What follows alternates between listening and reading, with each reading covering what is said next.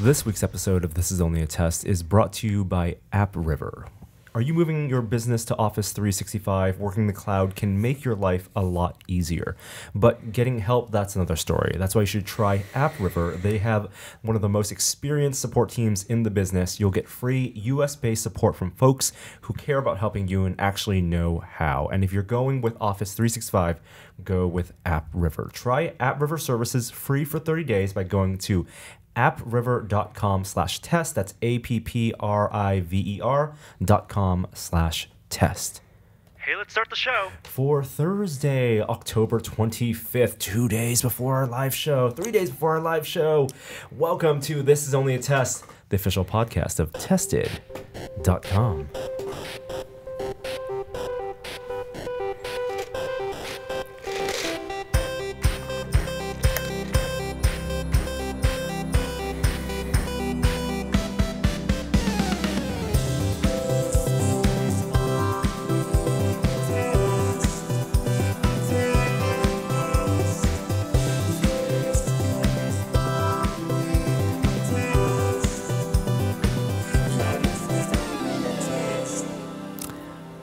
Welcome, everyone, to a very busy week at the Tested office. Indeed, I'm Norm, joined by Jeremy Williams. Hello, Norman. And hello, good morning. And a very special guest returning for a third time on the podcast, Zach Radding. How you doing, Zach? I'm excellent. Thanks for having me again. Absolutely. And thank you for joining us. Kishore is taking this week off because he is busier than anyone we know. He's not taking the week off. No.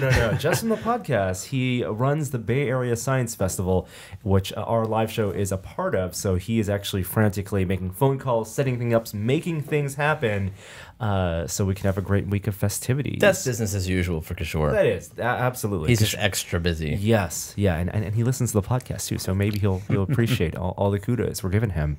Thank you, Kishore. But Zach, how are things going? Things are excellent. Things are busy as always. Busy with work, busy with fun. Building lots of things. Building Zach things. is a builder. I am a builder. A professional maker of things. I think that's what pays my bills. Yeah. So if you missed any of the past two episodes that Zach was a guest here, quick overview. You are a contract for hire, maker, designer, prototyper of physical objects. Exactly. So mechanical, electronic, you name it. If you need a thing, I'm good at making those things. You found a way to make making a profession. I know, I did. Somehow. I just kind of kept doing it and then figured out somebody that would pay me for it. Build the dream. Yeah. Build cool stuff. That's your website. BuildCoolStuff.com. So what do people come to you for? What have people come to you for that you can talk about recently? All the reasons. I know that's always the hard one in like the product development or any kind of development. It's like, oh yeah, nobody wants you to talk about their stuff. I can more talk about the stuff that I always come up with. I mean, that's the easy one. You still do plenty of side projects. Oh yeah, fun projects on your own. Absolutely. I love making puzzles and games. And last time I was here, we talked about I built a camping trailer, a little teardrop trailer. Is that all done? That's all done. Wow. Done is a relative term. Like all projects that are passion projects, you always want to improve.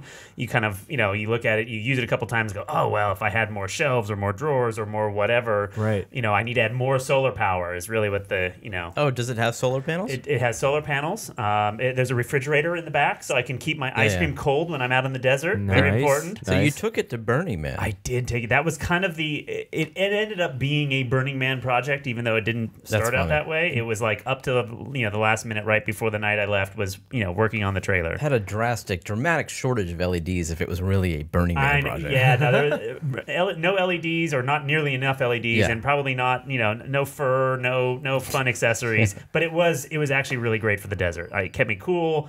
That was a stress test for this, right? It was a stress test. You drove it all the way out there. You lived in it. Absolutely. I found all the loose bolts as I went. I would drive about, 2 hours and then go around and check all the bolts, make sure they were still tight.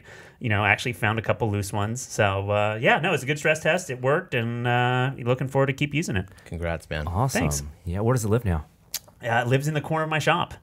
So it's Did you take it through a big car wash when you came back? I did. I took it through a car wash and then still spent, a good couple hours finding all the dust, the playa dust that seems to hide everywhere. There's still playa dust. You never get rid of playa dust. It's kind of like matter. You cannot destroy it. You only move it from one place to another. Yeah, everyone right after Burning Man, the price goes up. The price goes double. If you came from Burning Man, your car wash is going to cost a little bit more. If you go to Zach's website, that's buildcoolstuff.com, there's a projects page, and look, and it has some of the projects that I think you maybe can talk about or can share some info about. Some of those. In fact, I don't even remember what's up there. It's really funny because a lot of these products are things that we've used or have even used recently.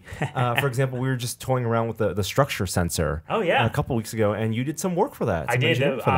Let's see, boy, that's been 4 or 5 years ago. Because I come in the beginning of the design cycle, so by the time it actually makes it to market, I mean, it's still a couple years old as a product, but it's a cool little device. So I worked on some of the original interface to the PrimeSense sensor, some of the battery stuff, some of the communication with the iPhone or iOS device, right. And I did some of the board layout in there.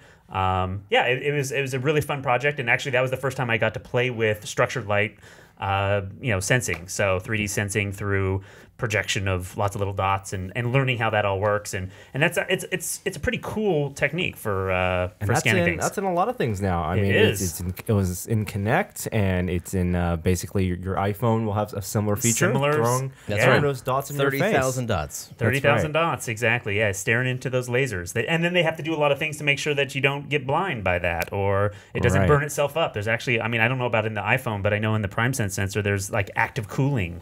Because the little laser diode takes so much energy to send out that much light. So there's all kinds of complexity in it. So Nora mentioned a project last week about computer vision, not PrimeSense, but just standard computer vision, a computer playing pinball. Oh yes, and that made me want to do that for real. I mean, we should do that. That seems like yes. That seems like a project that could.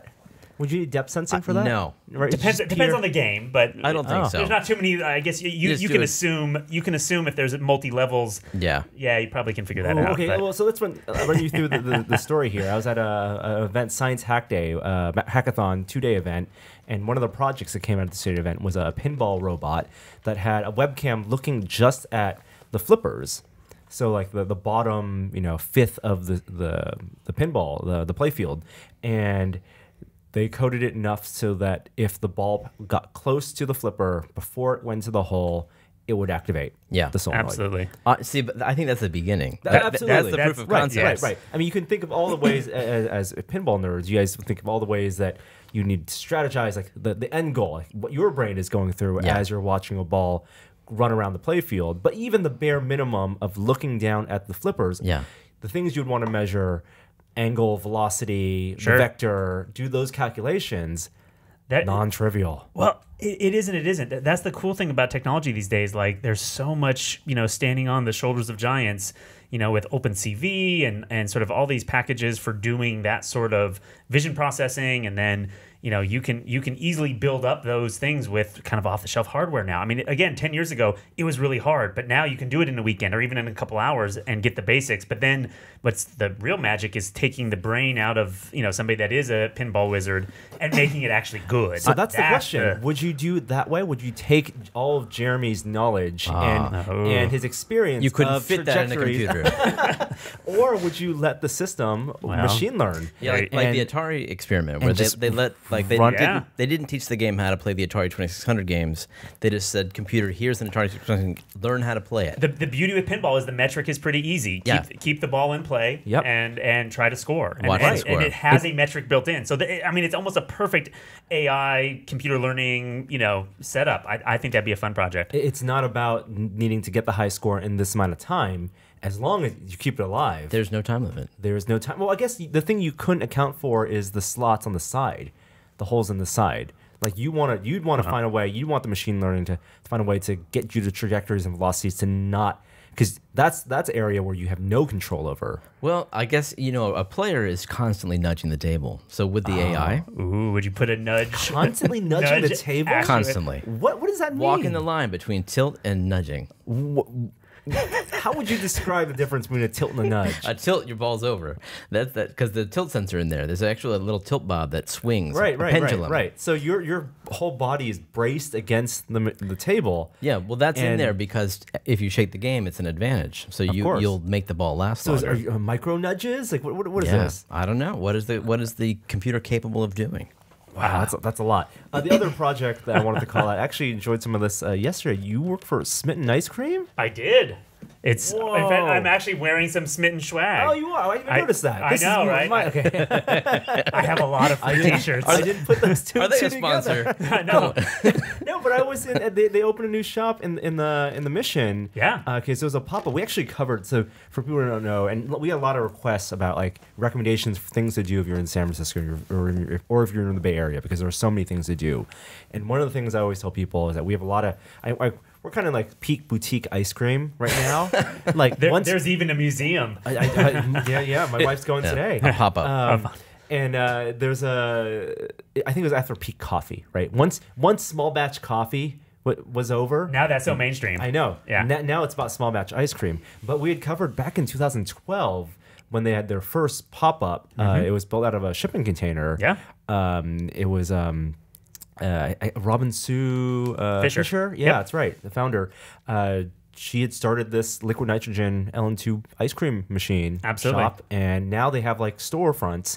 And so I went to one yesterday, and I didn't realize you had worked on it. So what did you do for them? I did a number of things over the years, kind of helped with their whole process and kind of improve their machines. The ice cream is sort of one piece of it, but they're actually a technology company in addition to just making really good ice cream. So they've actually built these custom machines to make their ice cream. They call them Burr machines with lots of R's. Right. And I remember back when they were called the Kelvin. Oh, wow, yes, that's a few versions ago. Yeah. But I actually helped work on the machines and some of the algorithms that are in there in between the conversion from Kelvin to the Burr, and then help them gather data so that they can monitor their machines and send out recipes to different shops. And I didn't realize that whole infrastructure was built in there. There's a whole lot of infrastructure, yeah. Because for recipes, it's not just about the rate at which you pour. It's all they have all kinds of flavors. It's all kinds of factors to make that perfect, perfect scoop of ice cream, and they really take the time to do it, and they're really perfectionists when it comes to their ice cream. So it really love shows. The design, and they are not a sponsor, but I love the design of their storefront, because like how fancy can you make and how high tech can you make an ice cream shop?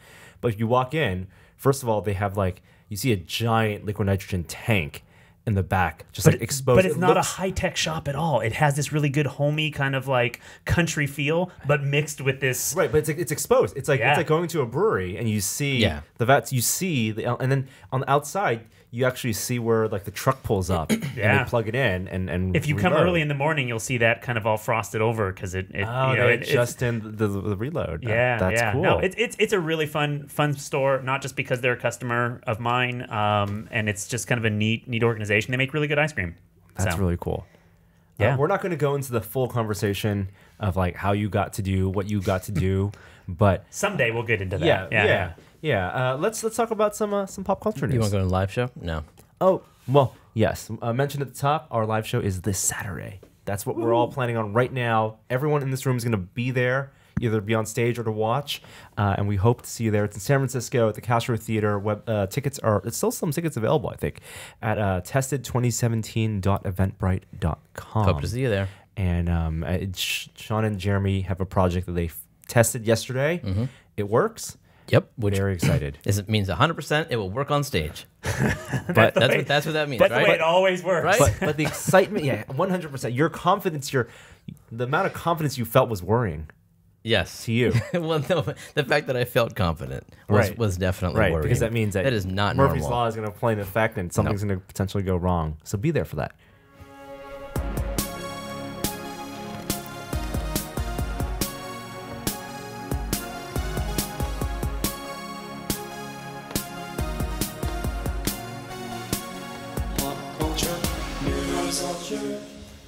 And if you're not at our live show, I assume the only thing you're going to be doing is probably watching Stranger Things 2. Yeah. Which comes out this Friday. Or you'll be hung over from watching it the night before. Yeah. So do you binge watch it or do you make it last? I'm of the mind you got to make this one last. I mean, it's such a big deal. So the reviews for reviews have come out for the second season, and they have been glowing. I have not read the actual reviews. I've just read the summary that the reviews are great. So I'm like, that's all I need to know. Right. I don't want to only the headlines. I don't trust the review. Like even the spoiler-free reviews give too much. Yep. And they're clever ways to avoid spoilers. But the timing is perfect. It's coming out like right before Halloween. Yeah. I don't want to like spend my entire Sunday watching this show and like burning myself out. I'm gonna take maybe 2 episodes at a time. Why do you think they do these reviews? This was such a hit for Netflix. I think the reviews are to get people who, I mean, even though Netflix feels ubiquitous, there's still a lot of growth to be had, even in the United States. You mean for subscriptions? Yeah. And they want to make sure the people who are subscribed are going to watch everything, even if they're not in the quote-unquote target market. Yeah, but don't you think that there would have been enough reviews if they hadn't released it early? That the people who professionally write for papers and websites, that they would have reviewed it? Marketing companies have to exist for a reason. I was going to say the marketing for, I think it's still that engine that is still based on, how movies are released. It's like, okay, if we have initial focus groups that say it's good, okay, then we'll let it out a week early to get to reviewers. Right. And you can always tell those movies are going to be flops because there's no mention of the reviews. Yeah. So well, like there are a lot of Netflix has a, I don't know if it's a problem. I mean, even South Park made the joke that they approve everything and they're just buying up shows and producing so much, but there's so much that goes by because it is the binge method, right? And like Stranger Things may be the hot thing this week and we may be building up to it, but it may be something completely different. But they want to make they want to win awards. And they want to have cultural phenomenons. And like Stranger Things was a cultural phenomenon last year. So for sure, it makes sense for them to tap into that.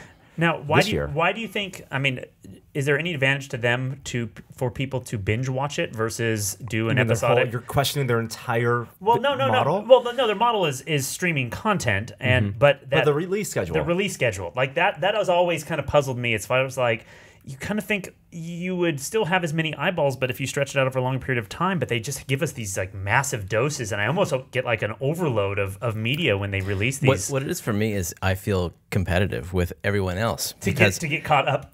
Because I want to be on track with everyone. There's something to be said for going into tested 1 week and catching up on the latest Star Trek Discovery, because that's as far as you could go. Right. But here, you can't. Did you watch the whole season or not? How much can I talk about with you? I think they've made the calculated risk that the water cooler week to week is only valuable if you're in an HBO model where you're producing, you're staggering all your releases.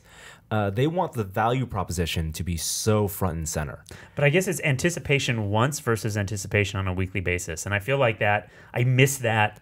But anticipation on a weekly basis only is valuable on the HBO model if you're not going to be. It's not 12 shows at the same time. It's like 2 or 3 at most staggered. Westworld's going to be this block. Two or three that you're interested in. They actually have a lot of content as well. Right. But Netflix, it's all stacked. Yeah. And Voltron, they split up. They did 2 like 7-episode seasons, about 6 months apart. That I like that too.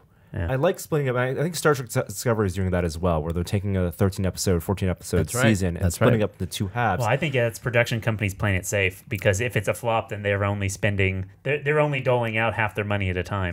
I think they're pocket committed. I think it's playing it safe for the subscription model too, because then you don't want people to just subscribe for the 1 month, right? Oh, and then unsubscribe, and then binge, and then not be subscribed, and then unsubscribe after the trial month, because they need to give people a reason to keep stay on for at least a year.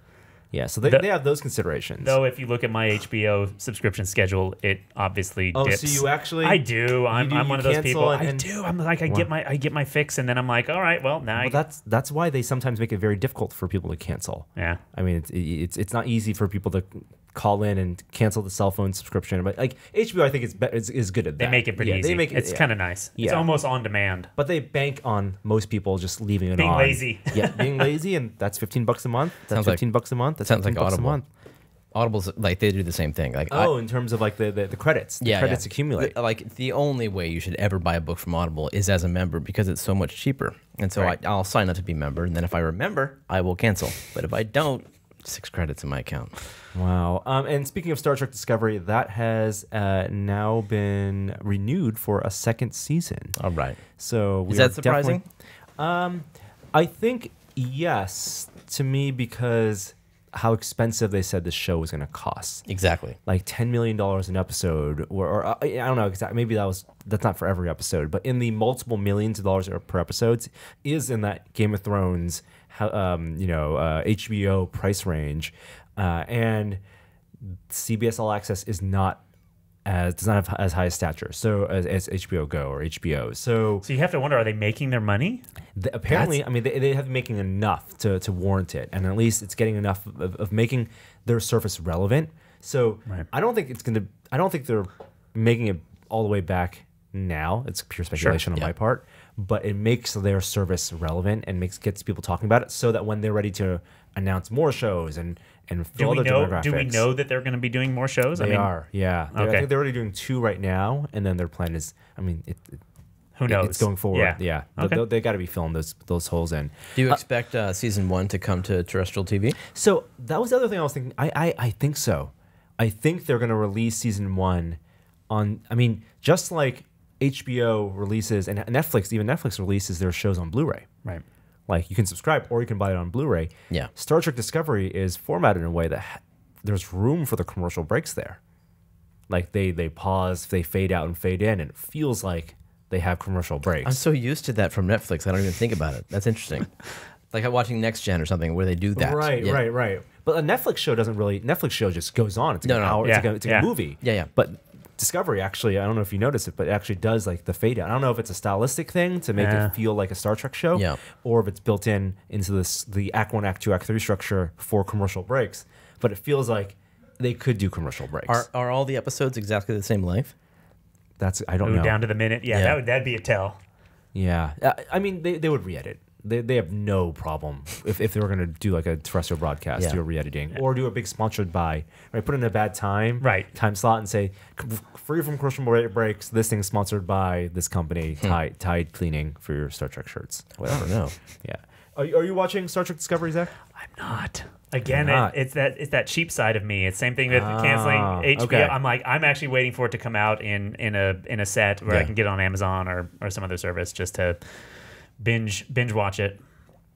But I'm gleaning enough from friends and family that are into it that I know that it is my style of entertainment. Just I can't. There's nothing else on CBS that I care that much about. Yeah. So who is it? Will? When Will was here, he said his family was subscribed to CBS All Access before Star Trek aired because they were the right demographic for the CSI shows or the Big Bang Theory or whatever. Like it is the full library of those shows, and there is I'm sure there is a large it's a non-zero part of the population because Will's there, whom, at least. Yes, just the vet in this room, maybe not as much. No. Yeah. All Trek. Yeah, but maybe if you're not subscribed to CBS All Access, you can spend that money elsewhere. Maybe buying a Nintendo Switch and playing the new hottest game coming out this week. Also Friday. This is crazy. My goodness. Wait a minute. I can't play I can't do any of this until Sunday. Who scheduled the live show? I just want to know because clearly the schedule is way off. This is like movie studios competing for movie release dates. So we had booked in our live show date almost a year in advance. It's always like the Saturday before Halloween. And honestly, there's no hard feelings if you're in the audience playing Mario on your Switch. I'm going to be okay very with jealous. that. Or watching Stranger Things on your iPhone. It's all good. So jealous. Just find me. I'll save an empty seat. No spoilers. That's right. Mario Odyssey is coming out this Friday. I'm super excited. I don't think I'm going to play it. I want to save it until Christmas. Is that crazy? That is crazy. Why? Because you don't get these that often, and it is a Christmas item. You don't have the water cooler talk. You binge Zelda. You finished Zelda. That's an impressive binge in like a week and a half. Dude, I wasn't gonna wait all year for Zelda, but I mean, Mario is the antithesis of the Nintendo. Like the fact that we've had to wait this long to get a real Mario. And Mario games traditionally have been linear in terms of World 1-1, World 1-2. Like, it is perfect for the water cooler talk. How far along the game are you? Zelda, being more open-ended, is not a water cooler game. There's no shame in stretching it out. Yeah. Here, come next week, we're going to be... Jeremy, did you see that amazing thing in World 1-2? First thing in the first 30 minutes of the game, hour of the game? Maybe I like video games. Christmas means video games to me because when I was a kid, it's what I used to get. And so... I want that feeling again. part of the nostalgia. I want to then watch nobody give it to me. So then You want someone to gift it? You want to I open do. the package? I want to give somebody that. Are you that kid in the my- N64 ad? That classic video? Oh my God. It's his Red Ryder BB gun. Exactly. Yeah. I don't know. That seems like a nice thing to do to me. I don't have. I don't need to play it right now. I can enjoy hearing about it from you. That's fine. Okay. Yeah. Man, You wait for the reviews. Yeah. Reviews do come out Thursday. God. Which that's interesting. and the fact that it's not a week before, is that telling? That's a really good question. There was already there are 2 early reviews already out. Edge magazine has magazine has a 10 out of 10 review. Okay. For Mario, and the Japanese magazine Famitsu gave it a 39 out of 40. So it's up there. It's supposed to be as good as as Zelda, which one of the best games of all time at this point. Yep. So for a launch console with 2 best games of all time potential contenders in 1 year, That's all you need. that makes that system and the Switch becoming readily available. You can buy one on Amazon right now. No problem. Now that I think about it, I think part of it is that I'm not as excited to play this as I have been in previous Mario games because of the previews that I've seen. I'm not really turned on by the real world New York City look that Mario goes into. They announced the New Donk City. When they announced this game, the big part of the trailer was Mario in this not exactly Grand Theft Auto style world, but real world. Real world. Yeah. It turns out that's not a big part of the game. That's only one aspect of it. I saw that there were many aspects to it. Yeah.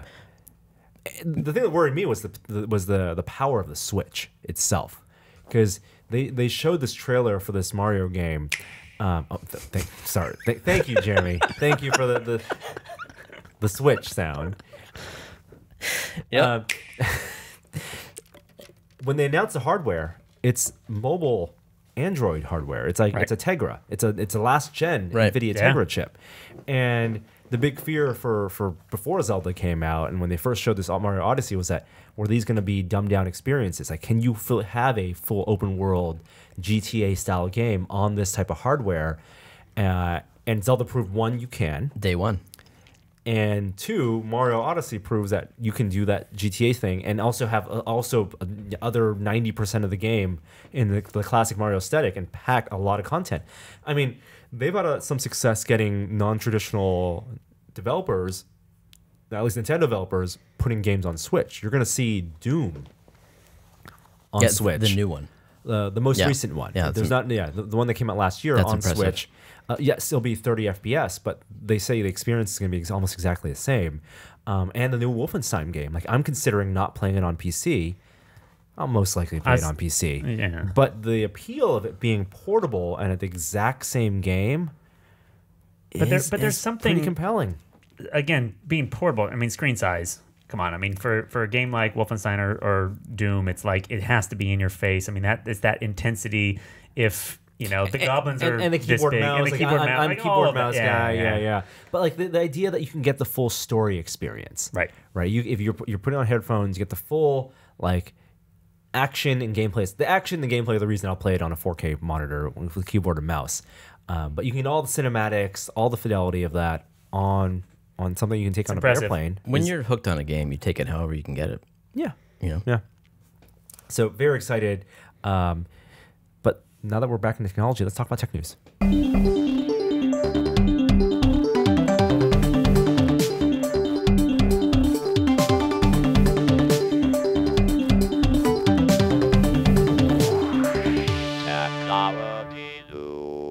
All right, so we mentioned PrimeSense, which Microsoft acquired. PrimeSense, is that right? Is that the case? I don't know if they actually acquired them. I think they were separate for at least a little while. Okay, but that technology is in not only in the structure sensor, but also Microsoft Kinect. The first one. The first one, at least. Yes. And there was a new Kinect when the Xbox One came out, and we all knew it was going to be the case when Microsoft decided that it was not going to be a mandatory pack-in accessory, that once they made the Kinect optional for developers and optional for consumers, that it may not have a long life, and that is absolutely the case. So the Kinect is they've officially stopped production on the Microsoft Kinect for Xbox One, the new one. That's crazy. Is that the Xbox One is how old now? 2 years old? something like that. Yeah, 2 or 3 years old. It's an interesting thing because you look at sort of competing technologies. I mean, in some ways, all of our VR, whether it's Oculus or Vive or whatever it is, has some sort of motion tracking technology. It's almost like they're canning it before they've come up with their next thing. It's. I mean, in some ways, I would love a Kinect tied into my Oculus so that I can have body and hand tracking without actually doing. I think it ended up being cost, right? The cost versus the the market, who's buying for it, and also who's developing for it. Because I think the excitement of I'm going to develop games for this very dedicated hardware that doesn't really have a analog on the PlayStation anymore. I mean, it used to be the PSI, but that kind of lost luster once we got to PlayStation VR. So, but the PSI became a part of PSVR. But not it became an accessory to be used. It did as almost a hack though, because that became the motion tracking device. They no longer track just your body. So you used to play kung fu games where you'd swing around. It was almost Kinect-like. Yeah, and the Kinect had really great skeletal modeling. Oh, really nice. And it could do so many cool things. I think that the problem is that because it wasn't a mandatory pack-in, the games that were supported really had to be Kinect focused games. They tried. They tried, selling the bundles with the Kinect earlier, especially with the previous generation. Right. But just nobody wanted to play those games. And they were also completely undercut with the PS4 launch that year. Right. Back in 2014, that's what it was. 3 years, wow.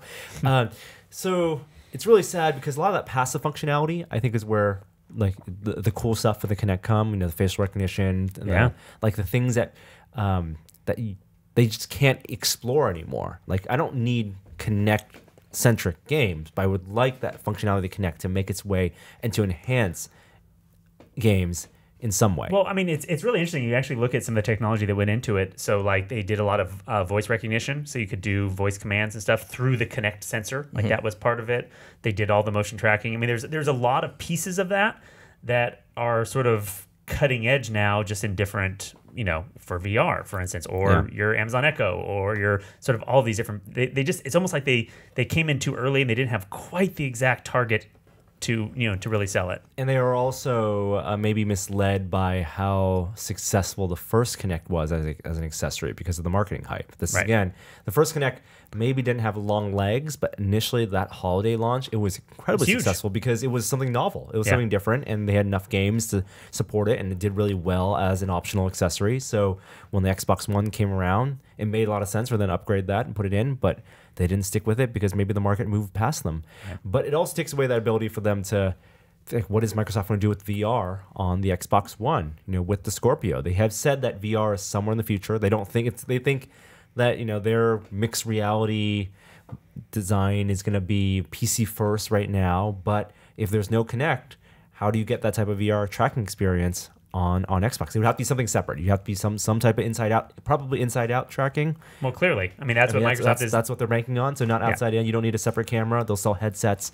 Whenever VR comes to Xbox, headsets with inside out, which honestly is an easier setup experience. For setup, absolutely. Whether it gives you the same fidelity, that's really the question. And and it comes down to developers again. I mean, I think it's how well do developers plan their interfaces so that can I see my hands and can I interact with things that are outside my field of view, or at least the camera field of view. And I think if you're designing a VR experience for the living room, it may be can be different than the type of VR experience. You want VR experiences that are going to be cross-platform, right? Like that's going to get the most market audience. But like PSVR experiences aren't exactly the same as the PC VR experiences. Sure. Because one, there's going to be a couch. There's going to be a TV. You have ability for asymmetric experiences. People on the couch doing something. People are going to be facing forward. That most living rooms are set up to this type of configuration. You maximize that. You're not going to do a lot of 360 room scale walking around. It's mostly going to be in the kind of standing in your 4 foot by 4 foot area type of thing. So maybe that doesn't need full tracking cameras and full tracking. Yeah, I mean, that can get enough for living room. It just depends what the expectation is. Yep, absolutely. And if you have the TV and you do inside out tracking, you also have another reference point. Yeah, that there can be things pop on the TV, or you can calibrate to your TV as a tracker. Sure, as a marker. The more interesting use for Kinect that I was watching was the robotics stuff. And so are there alternatives to Kinect that are just as easy to implement? I mean, there's all sorts of things. I mean, basically, all of your LiDAR, scanners, and they're much more expensive. I mean, the thing with the Kinect was because it was a commodity item, it was commodity. Spatial location and distance measurement, and that's hard to come by. In fact, I mean, a lot of people use the off the shelf, and I don't know if they're actually getting rid of the Windows one. The Windows one as well. You're nodding yes. I don't know. But I would assume they would. But that was like a really cool thing for $150. Like you get something that you can do slam, or you can do scanning, or you can do all these different things. There was a very mature development community surrounding that. Absolutely. And anytime that you have sort of high tech that goes into a commodity product that you can then leverage into kind of the hobby world, that's huge. So doing the same thing with other, yes, there's lots of ways of doing the same thing. There's the RealSense stuff that's still sort of floating around, and I think even Intel's coming out with some new hardware for that in the next couple months. Now that's all using just stereo cameras, and they've got some custom ASICs for doing depth mapping with that. But I mean, it's kind of sad that's no longer going to be as readily available. So I would imagine the aftermarket supply of those is going to last the hobbyist a while, but we'll see. Yeah. I don't want to apologize. PrimeSense wasn't Microsoft. It was Apple who bought PrimeSense. That's why I got confused. Oh, okay. Yes. Is that true? Because there was a rumor about that a few years ago, but then I thought maybe they acquired it at one of their competitors. No, I mean, as of 2013, you know what? Maybe it's still rumor speculation. Yeah, maybe this new story. I know there wasn't a PrimeSense sensor in the second Kinect. That was only in the first Kinect. Got it. So. Speaking of other Xbox news, this week Xbox also finally enabled backward compatibility with the original Xbox. Is this something people were excited about? Like, how many Xbox One or Xbox One S owners still hold on to their old Xbox games? I think it's that nostalgia thing. I mean, I think for some people that was their Christmas morning, and they opened up their Xbox. I can't say Xbox One, but their Xbox original. This is the problem with console gaming, right? Yeah. What? Like on PC, you wouldn't have this. PC, you have good old games. You have Steam. But that's just as much. That's more of a pain in the butt. That's not good old. If you buy the classic stuff on good old games, it's just DOSBox. It's DOSBox with the game in it, and you hope it runs right. That's because there's a much longer history of PC games. Yes, but if we're talking about a game that came out in like the mid thousands or like early thousands with the actual original Xbox, all of those PC games are going to run on your Windows PC. Is that true? Most of them. Most of them are going to run on your Windows. Probably. If you get the original KOTOR, right? Knights of the Old Republic's going to run on your Windows PC. Yeah. And now KOTOR will run on your Xbox One. Along with Crimson Skies. Along with Crimson Skies. So it's like a dozen games. So what's the deal? If you already owned these back in the day, like if you owned them digitally, do you just get them again? Or do you have to buy them again? Oh, yeah. The license for... Because that's one of the benefits of the digital download, right? Like Microsoft knows I own it. They're going to give it to me again, right? That's they're in the store. You can buy them again for sure. Well, that's like $10. That's not a surprise. $10. $10. Seriously? Yeah, dude. Yeah. These aren't even 360 games or more. And you can't even play them till. Well, I guess you can play them now. Yeah, but I don't know. I don't know if they're in your account. If the Xbox One infrastructure or Xbox Live infrastructure had. Could you even buy them online? Did the Xbox One even have a digital download? You mean the original Xbox? Yeah, I don't think. No, I don't think the Xbox One store. Oh, well, then maybe they don't know you own them. Yeah. I can't. Yeah. Wow. Holding on. Someone's holding on. You have to find that disc. To that Crimson Skies. I mean, I wonder if eBay prices for these have jumped up to definitely not more than $10, but like from 99 cents to $2. Oh, you're saying they actually run the actual disc? It's not a digital download? Oh, no, it's digital download now. Okay. Yeah. Will they run the actual discs? So you have to buy them? I don't like this. Yeah. Can I get them all for like $30? What, you want a pack?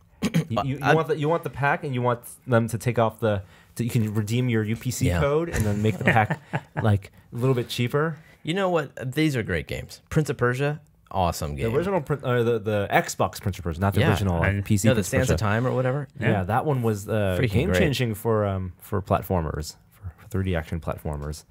By the way, Apple did buy Prime Sense. You were right. You were right. Yeah. Yeah, it was rumored and then confirmed. That's what it was. Okay. So we were all right. Yep. Back then. I never played Knights of the Old Republic. I'm that guy. What? I know.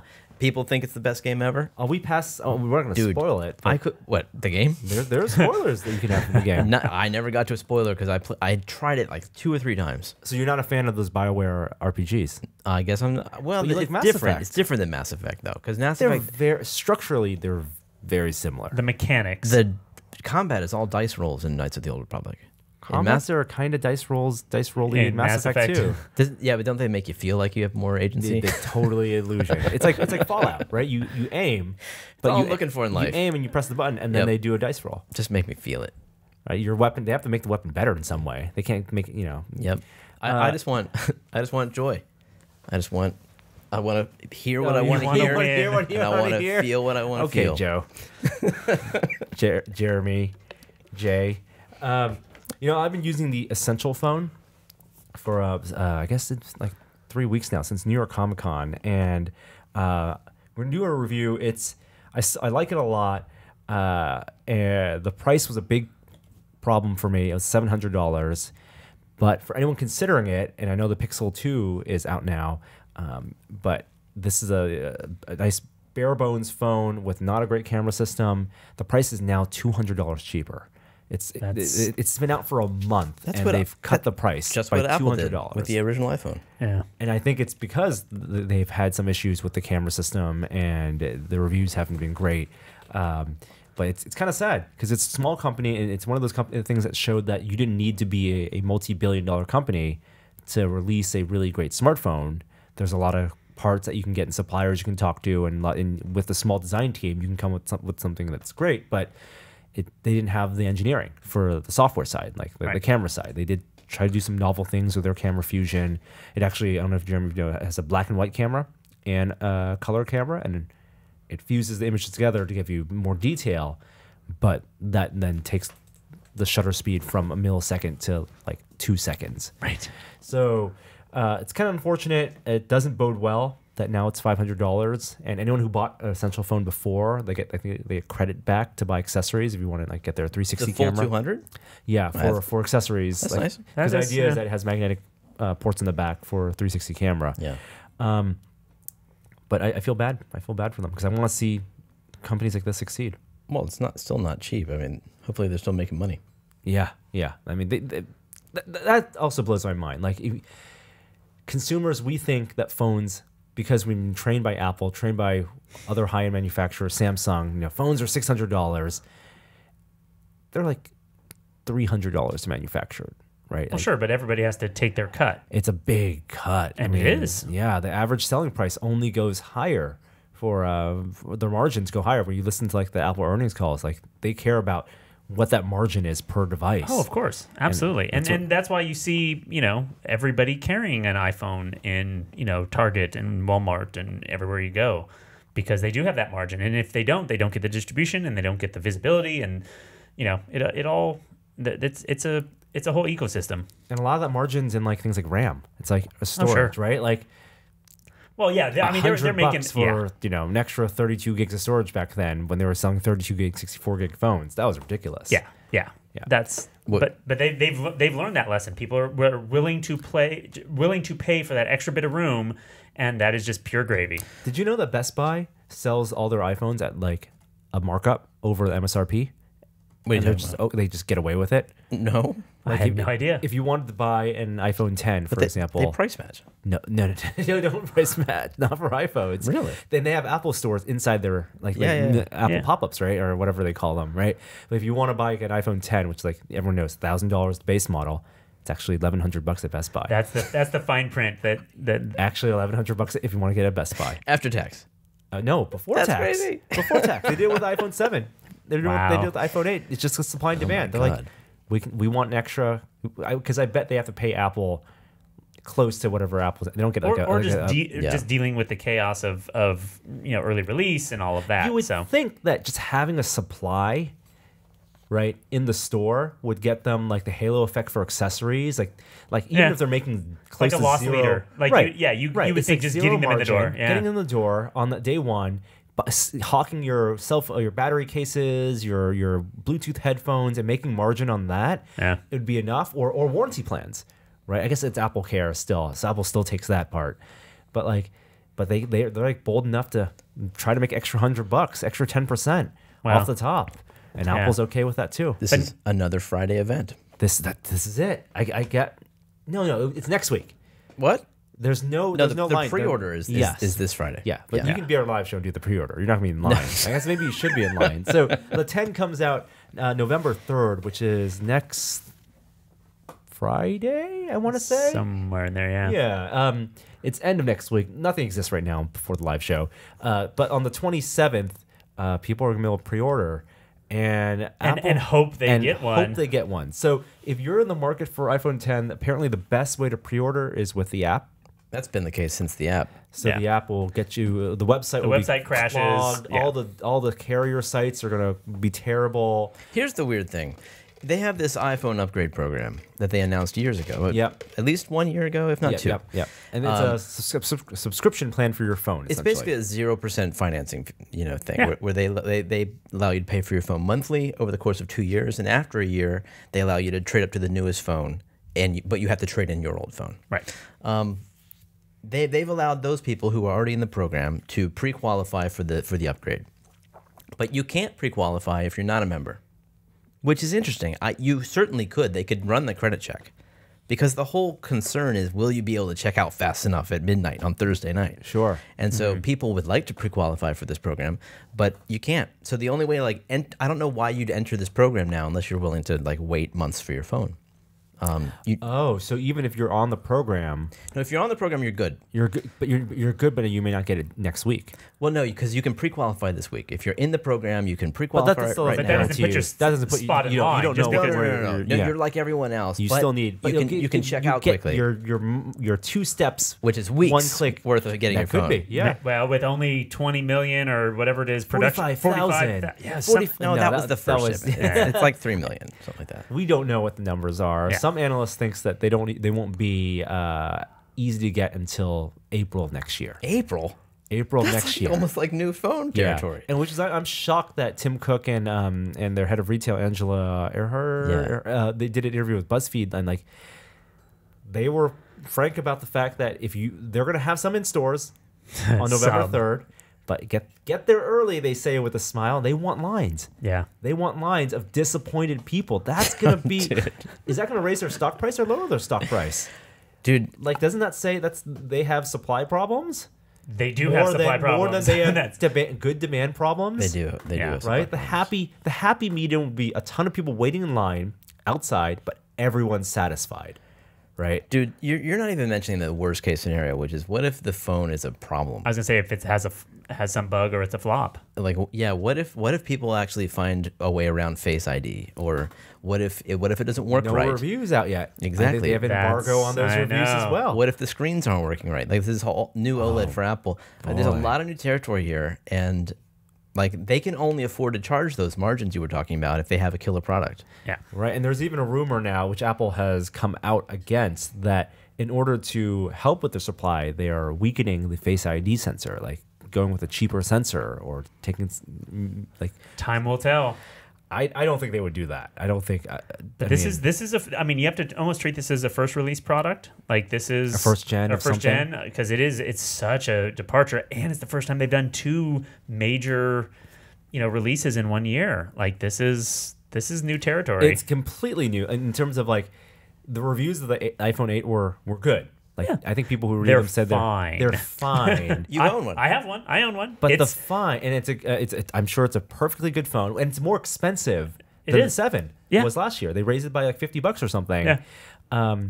For what's the big new feature? It is just charging wireless. It's faster. It's faster. Charging in the back. It's got a new processor. That's that's what it boils down to. Let's rephrase that. It doesn't have a new processor. It runs the new software right just as fast as your phone last year ran last year's new software. Yes. So it's better compatible with the newest version of iOS. Right.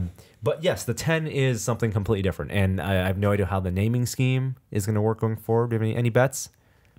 You mean like, will they go to Are they 11? going to go 11? Or are they going to 10.1? Yeah. I don't know. think they're going to go to. I think they're going to save the going to 11 joke, because that is something Apple will. That's a dad joke Apple will make. Going to 11. That will be 10 years from now. That will be not 10. That will be years from now. Yeah. I think they're going to go 10.1, 10.2. Really? You don't think so? I don't know. Will they start naming them after mountains? I could totally see them just calling it iPhone from now on and coming up with. So they had two. So there won't be no iPhone 9 at all. It's confusing. I think it's going to be a Yosemite phone, or they'll come up with some other landmark to islands or. So what does the 8 become next year? Like what will follow? I up think the it's 8? just going to fade out. I think they're going to go to a new platform. I think it's almost like a. You think the 10 will be? I don't think. The reason I don't think so is if you look at the lineup now, they need something on the entry level on the low end. They still sell the 5 SE. Yeah, They still sell a form factor that that apps have to support. It's really the perfect form factor. That's what I had before my know. 8 or not an SE, but yeah, it's actually for kids. Like, I mean, that's what my daughter has. She's 12. That's her phone. How does new iOS run on SE? It's clunky. Slow.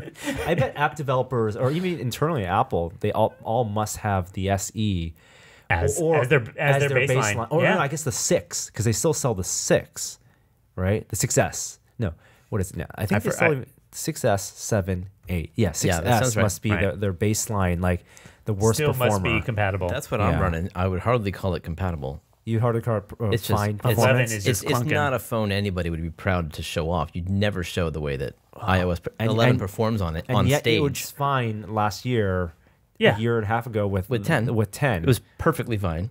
And yet new OS, to get that new command center, you gotta make your phone a little slower. all those that fancy CPU animations. to get that animations. Do you hear about Exactly. the people are complaining about the marketing for the Apple 10 or the iPhone 10? How their big ads are it's all screen. That's their tagline. Yeah. It's all screen, and yet There's the a big- photo that they show right Is the next big to that black bar? is the black bar that Yeah. shows it's not. They can't win. They can't win because there's no. There is what's the marketing? Well, the weird What's thing pitch? is they're not first to market with that either. Like I'm looking at a phone here that's all screen, And then this one has a notch and has a chin. but it's pretty great. It's chin. In terms of how There's much chin. screen it is, it's pretty screeny. Yes, It's yes. pretty So screeny. what would you define it? What would you call something like this? It's edge to edge. Yeah. You can't say it's edge to Edge-ish edge because there's still a chin. Samsung has the Edge is a brand Oh, for the Samsung, Edge. right? Yeah. The Samsung Galaxy Edge. So This is why we're not in marketing. right. It's they've cut no corners. No, wait, they've cut all the corners. Oh, That's man. The phone does nothing but cut corners. That's a good tagline.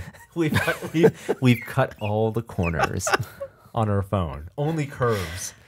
Curves, It's not ju- corners. It's just a sphere pretty soon. Yeah. I don't know. Yeah. Anyway, we're gonna follow the iPhone 10 launch with great interest and curiosity. Now, are you gonna get an iPhone 10? It's not out of the question. We'll see what it looks like at 12 a.m. on the 27th. If it's a wait till April, no way. Not gonna put money down. Not gonna commit something to wait till April. I've been seriously thinking about trying to downgrade to iOS 10. And just see what still works? Yeah. Yeah. I don't know how possible that is.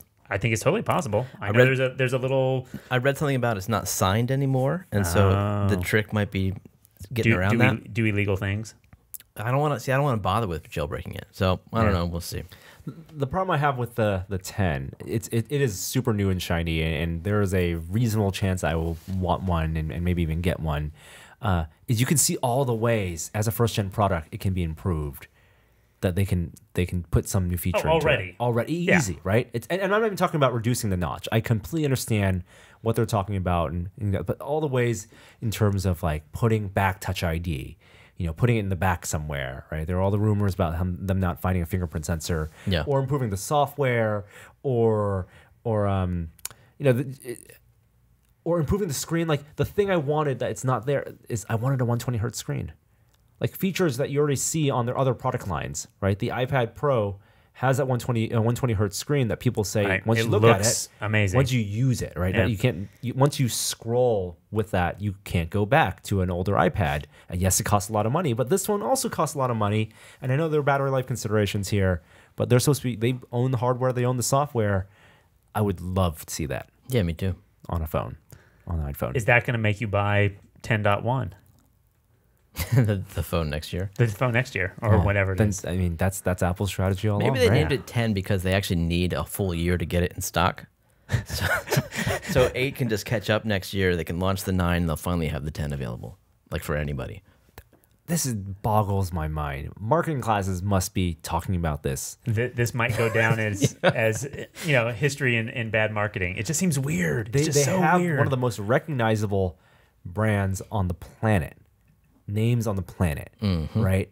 So much that it influenced the naming scheme for most of their other product lines, product categories, and yet they're creating confusion when none needed to be the case. But they do. I mean, that's why they went to iPad. It wasn't, there was. And I mean, iPad Pro. It went iPad, Yeah. iPad Pro. So but you there was think no longer a numbering scheme. That's iPhone, what I said. iPhone Pro.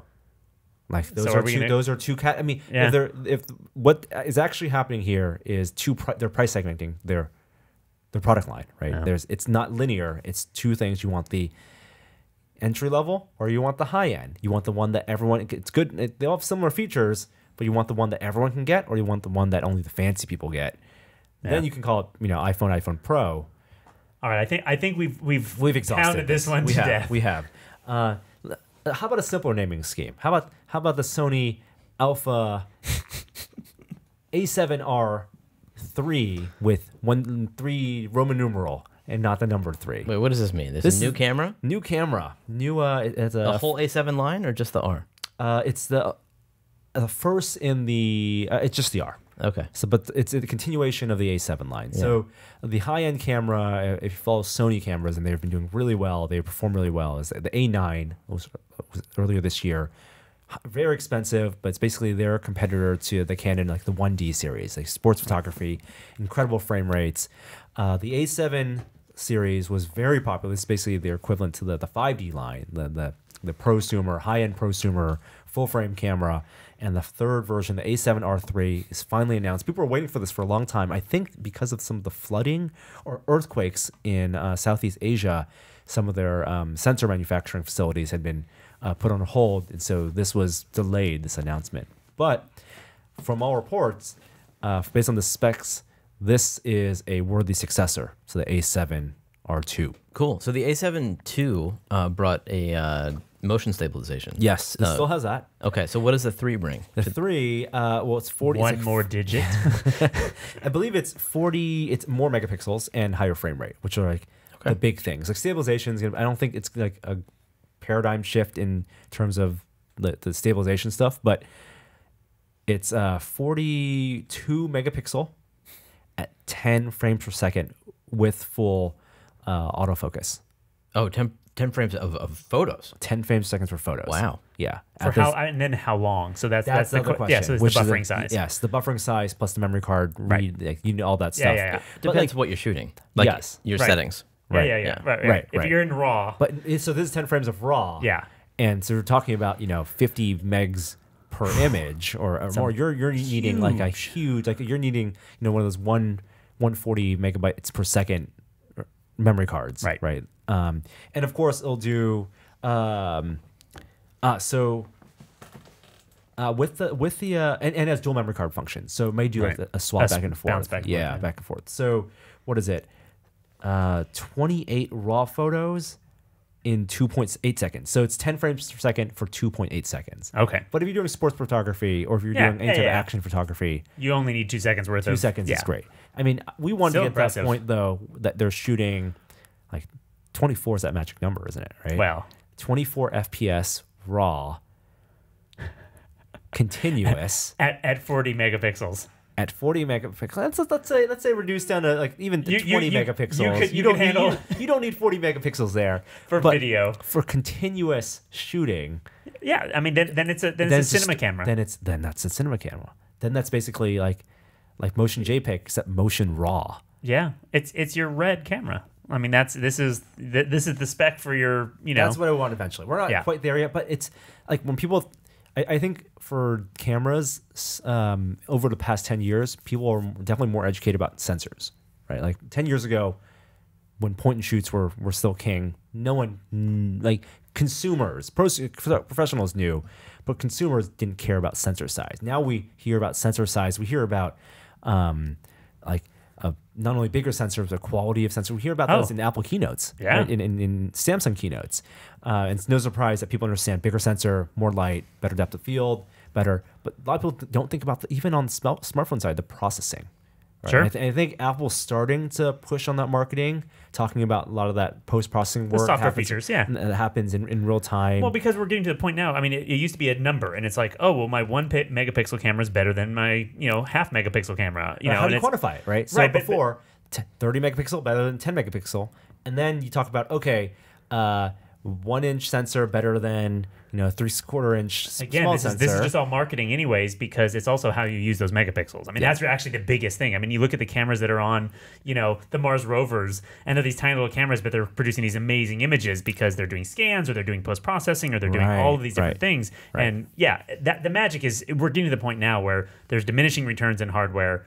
It's all about the software. It's all about the sort of separate user tracks. Yeah, like you get diminishing returns physically, because you can't put large, like APS-C. You went to full frame. You're not going to put much larger than a full frame sensor. No one's designing. I mean, yes, there are the what do you call them? Larger than full frame. Medium format. Medium format digital cameras out there, but that's not going to hit consumers because lenses are going to be different. Right? Yeah. You need the whole ecosystem changes with that. With creaking in the office. But on the software side, on the computational side, whole separate track. Faster processors, silicon gets better. Storage. They still haven't tapped into Moore's law storage, right? All these things move in parallel, and then how much of that you see in real time too, right? Because if they're doing post processing, and a lot of cameras. Like, people don't even think about how much processing is happening in real time to show you what's on the viewfinder. Right. Because you want to give the viewfinder image, like if you're saving JPEGs on your cell phone, there's processing happening. You're not. Well, there's a DSP happening. At some point, we're just going to be running Lightroom on our camera. That's really what it's coming down to. I mean, we're getting enough compute power in the size. In real time. Real time. Right. In the live view. Yeah, exactly. Right. And not just for a saved image, but in a 30 FPS or, and then you want that to increase, right? You want the viewfinder to run at 90 FPS because you want it super smooth. Well, and I want a higher resolution viewfinder. Right. You know? Yeah. Yeah. Camera stuff is fascinating. I love this stuff. Anyway, I'm A7R3. $30,000, right? $3,200 for body only, and it's same price as the A7R2 when that first came out. So it really is in the high-end prosumer market. If I didn't buy the 5D last year, this is the one I would probably go for. Yeah. Amazon. There was another Amazon store we were going to talk about. There was? Yeah. Oh, speaking of how technology has changed over the past 10 years, camera technology. Too late for a segue. No, I'm going to force it in. Oh, man. The Kindle's 10 years old. Happy birthday. Do any of you still own an actual physical Kindle? My daughter does. She uses it on a daily basis. Does she have a tablet as well? Or is the Kindle her tablet? Kindle's kind of her tablet, yeah. And you're not talking about Kindle Fire. You're talking about the actual I think it's e-book. Yeah, I think it's a black and white. Wow. Yeah. The battery lasts forever. Yeah. That's amazing, because when we talk about the world changed when iPhone came out and smartphones were changed, Kindle's kind of changed the world too, changed the publishing industry, but also in that 10-year time we saw the whole cycle. They're commodity products, super cheap. It used to be let's wait till the Kindle's $100. That's gonna be a magic mark.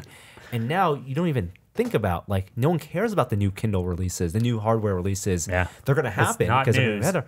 But it's such a commodity product, which is the goal. Was the goal? Right. Amazon. It replaces a book. It absolutely. You don't even think about it replacing buying. I mean, people love holding physical books, but the ebook is a completely normal way to read a book, and the Kindle itself changed the publishing industry so much that once tablets and phones became ubiquitous and got better, it became obsolete. There's still a purpose for it, but people who have phones can read ebooks on their phones. My wife does, and it surprises me. But she reads entire books on her phone. It seems pain. If you have XL phone, maybe. But like, I mean, if you've No. got, I used to read on the Little one. iPhone 5, the full books. oh, that would hurt. Yeah, like because that's it's a bright screen. The nice thing about the Kindles was it was a yeah, you know, it's not soft on lit. your eyes. I mean, and then it's also just the clarity. I mean, just the resolution. Which has gotten better Yeah. over time. Yeah. I mean, they specifically did not design those to be high refresh rate play animations. It is the I mean, the use technology case. doesn't let you do that. Like, you have to erase the screen Right. before you draw the next picture. So There are some. It's like a fast etch a sketch. Yeah. yeah, it's, I mean, not It's EA, gotten but better. like there are some like type LCD similar technologies that don't have the backlight that can do the animations. yeah. But I mean, I have no interest in buying a Kindle, No, not anymore. right? Like even the Kindle brand, Amazon has taken all the goodwill and kind of put it into their It's just a tablets. tablet. Yeah, It's their yeah. Kindle Fire. Yeah. Right. And those are commodity products too, super cheap and great for kids. Right. Yeah. So, I mean, salute to the Kindle because that weird form factor, white framed ebook with a keyboard on the bottom and all those Yeah. weird features. Like, With no off button for a little while. Right. That lasts forever and with Whisper Sync, like audio dictation, like all those weird experiments, it all made the publishing industry the way it is. And I think like audiobooks would not be the way audiobooks are without the Kindle and Do you think it changed audiobooks? I think that Whisper Sync, hearing the book with the Kindle, I think it trained people to think of books as more than just one type of interface. And audiobooks, I think, obviously benefited from bandwidth, right? Bandwidth in the storefront, Absolutely. and the Audible, the system of subscription-based system. Yep. Because those are very expensive to produce, but the cost being $15 a month for a book as opposed to $30, $40 a book, Right. as they previously were, or CDs, right? Buying the CDs. Did you guys ever do that? Oh, I remember getting the big stacks of cassette tapes. I think Cassette I think I probably had the first release of Lord of the Rings on cassette. How many Like- cassettes was that? Oh, it was this box. I remember it actually was floating around in my trunk for years. Not abridged. Yeah, not abridged. Like it was abridged made the most sense for audio. not this one. This was mini car trips of long drives that I listened to I Lord of the Rings. definitely grew up with because you have to rewind yeah. for that. Yeah, that's a nightmare. What do you mean you had to rewind? If you It's a tape. if you finished it both sides, you're back at the Oh, beginning. I guess it was two sides. You're right. Okay, so you could do two sides. That's right. I completely forgot that tapes. I was thinking VHS, VHS. you're yes, thinking VHS. You have VHS. to It's rewind. CDs, you didn't have to rewind. Oh, that's the CDs, good. But there were multiple like binders Oh yeah. of CDs for a book, and God, those are weird collector's items, artifacts of history. I Now love it's just a those. file. I love those. You love swapping it, like swapping the CD, Yeah. playing the CD, and what was the book you remember listening to on CD? I remember listening to Stephen King's The Mist on tape. Like that it was really trippy because it had this. They did a full performance of it with this binaural sound, so they had all this stuff happening around In you. your car, you could hear. I headphoned it. Oh, but headphone. yeah. Yeah. Actually, I just realized because we go to the library and my daughter gets Harry Potter the books on tape on CD. So Right. we actually have them in our car right now, like this moment. So That's a good way to for library systems. Oh yeah, 'cause- absolutely. Though you actually can also do digital download. right, Now and libraries are starting to do that. Yes, So and I think it's like this. get like It's 20. not a life hack, but like people should get their library cards in their local library. Oh, it it's gives amazing. you access to so many things. People just don't do it. Yeah. Tool library, tool lending. I mean, all kinds of good stuff Yeah. at the library. A VR. Really? Yeah, there's VR VR, at the headsets library? in many libraries. 3D printing. Yeah. Oh, I didn't know that. Go back to your libraries. Do a trip to the library. So if you purchase one of these new Amazon Kindle or an Amazon Kindle today, which you still can, Yes, and you weren't yes. home, yes, what would happen? my delivery guy just throws it over the gate. It's a high gate too, so I'm really impressed. That's a good setup, actually, because no, it's not a good. it's not good for your package, but you get your package, and it's probably not going to be stolen. You social engineer it, right? You leave the door half open. Oh, yeah. And then only the UPS or the FedEx or the Amazon person knows that they can pull it, and then the unspoken contract is they close the gate fully. Dude, Wow. I leave instructions for that. No, the instructions tell the hoodlums that you're expecting a package, so they know you're a target that day. Yeah. And two, they read the instructions and they know how to get in just as well. Well, there's a new method. Okay, tell me about this new method. Amazon Key. Sounds good. It doesn't It's a service. Okay. So what happens is, if you own an Amazon branded security camera, cloud connected security camera, it's inside your house, and you own one of the smart locks that is Wi-Fi enabled. So these are products. They don't make the smart lock. They don't, but they do make the camera. They make the camera. So this is like their Nest. Yeah. camera. Yeah. So if you have that home, I don't know how many of those homes there are, but if you have that home, you can sign up for a service so that when your Kindle arrives and it's delivered by Amazon, not presumably UPS or FedEx. But I mean, is it ever Amazon? It is for me. Oh, really? When they arrive, they can swipe a little tool on their phone and they can unlock your front door, Yeah. walk into your house, Yeah. and leave the package and leave, presumably locking it behind them. Now, I'm not sure how I feel about this. Because I don't like it. Number one, I'm obsessive about getting my packages. Right. I know when they're coming, and I want to receive them. And if I'm not home, I legitimately get stressed out about it because I like my stuff. So I like that I can get packages. The problem is my experience with Amazon delivery people has not been the best. Like they are not the most professional delivery dudes. I didn't realize this was actual Amazon. I thought it was like my UPS guy was also. So would you trust UPS? My UPS guy, yes, he's awesome. I love my UPS guy. I treat him so well. He has my garage code. Oh wow. So I absolutely would So someone you trust build a them. relationship with because Yeah. it's on the route. I on the system. invited him in to play pinball. Oh, okay. But this is so. When you want your packages, you treat your delivery guys well. This is Amazon taking over delivery. So like, if you're subscribed to the service and a package, they won't let UPS deliver that package. It has to be through their courier It's service. always a crapshoot. You never know Never know who's going who to you're deliver. So then, Yeah, how that's does true. the key work if it's on the UPS truck? I don't think it does. I think it's only if it's Amazon delivering. So it's a weird, inconsistent Yeah. service. So you don't. There's no guarantee for delivery then. Exactly. That's a good And point. you're still letting people. I mean, are you opting into only Amazon couriers, or is it a checkout option? I need this package. I know I'm not going to be home. Yeah. Right. It's my Ensure- iPhone 10. Ensure that it's Amazon courier. Certainly Prime Now would be Amazon Courier. Right. Oh, for Prime Now. But Prime yeah, Now yeah. it's even worse because Prime Now, a lot of those are just contractors, not full time employees. They're like Uber. That's or what I'm Lyft. saying, man. Lyft type. All their delivery people are like that. Right. E. I'm not the biggest fan of And this you either. get people following them who, not only are they going to leave a package, they're actually going to open your door. People tail People tail FedEx. Absolutely. and steal packages based on that. dude, you don't know about this? I don't know this is about a this. major problem. What? Yeah, people follow the trucks and then they, hop out and they Like grab the around package. Christmas time and anytime that there's a lot of presents. That's fucked up. Yes. Yeah. Yes. Oh, wow. Yeah, we need more of these security cameras. I'm just not sure they should be letting people in. Do you think this is a ploy to sell more Amazon shows because you use the show with the security camera to? So you're at the office, you have a show, and then and then once the camera turns on, it pops up on your display. I think we're just going to start designing our homes differently soon. So there's going to be better package delivery because we're getting so many more. Yes. The whole idea of a mailbox, Exactly. it needs to be a mail locker or something. Yes, or Yeah. like the area in between your front gate and your door, something. Something that's secure. like that- yours. Yeah. Right. Or something on the ground. Right. It's the bomb shelter. I mean, Right. it might also be the drone landing pad. Who knows? Like, I mean, all of these things, like we are shifting to a delivered economy. Yeah. So maybe the infrastructure has to change. That's interesting. Or you can sacrifice the little bit of convenience of having it in your house and in your door, and make use of the lockers that are like right around the corner.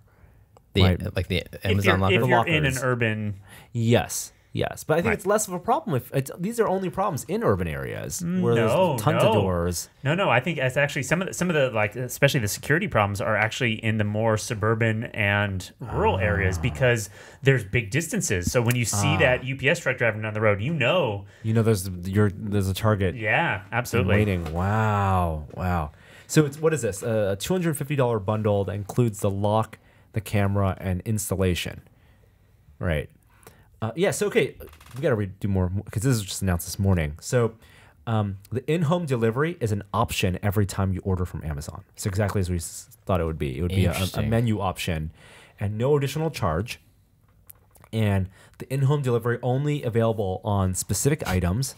So 10 million items. Again, makes some sense because it can't be something too big and bulky.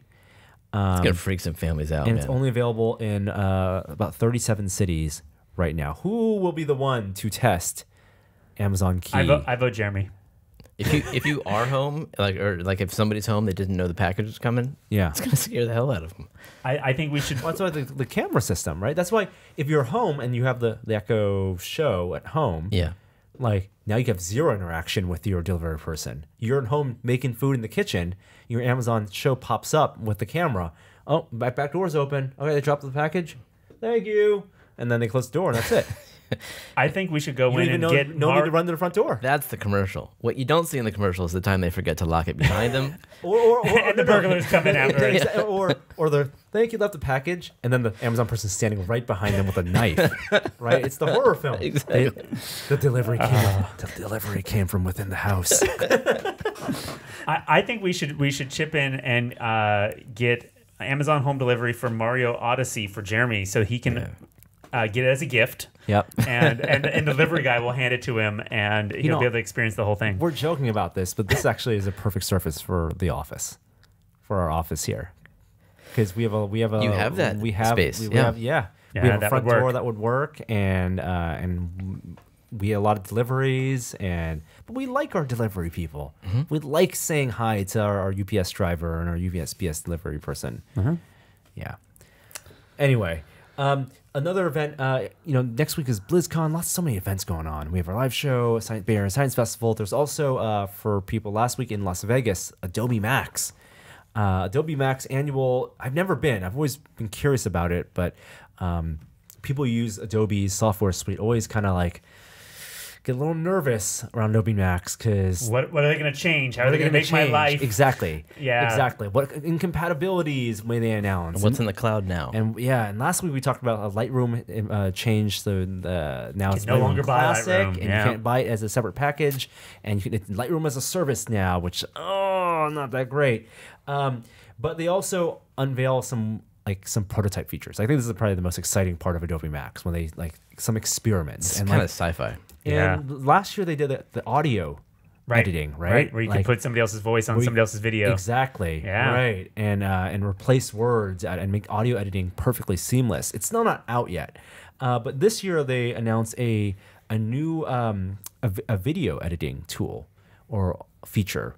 And Zach, you're reading up on this. What's big about Sidewinder? So yeah, Sidewinder. It's again they kind of just say it's a little sort of pet project or something they're trying out. They don't make any claims that'll make it into any product.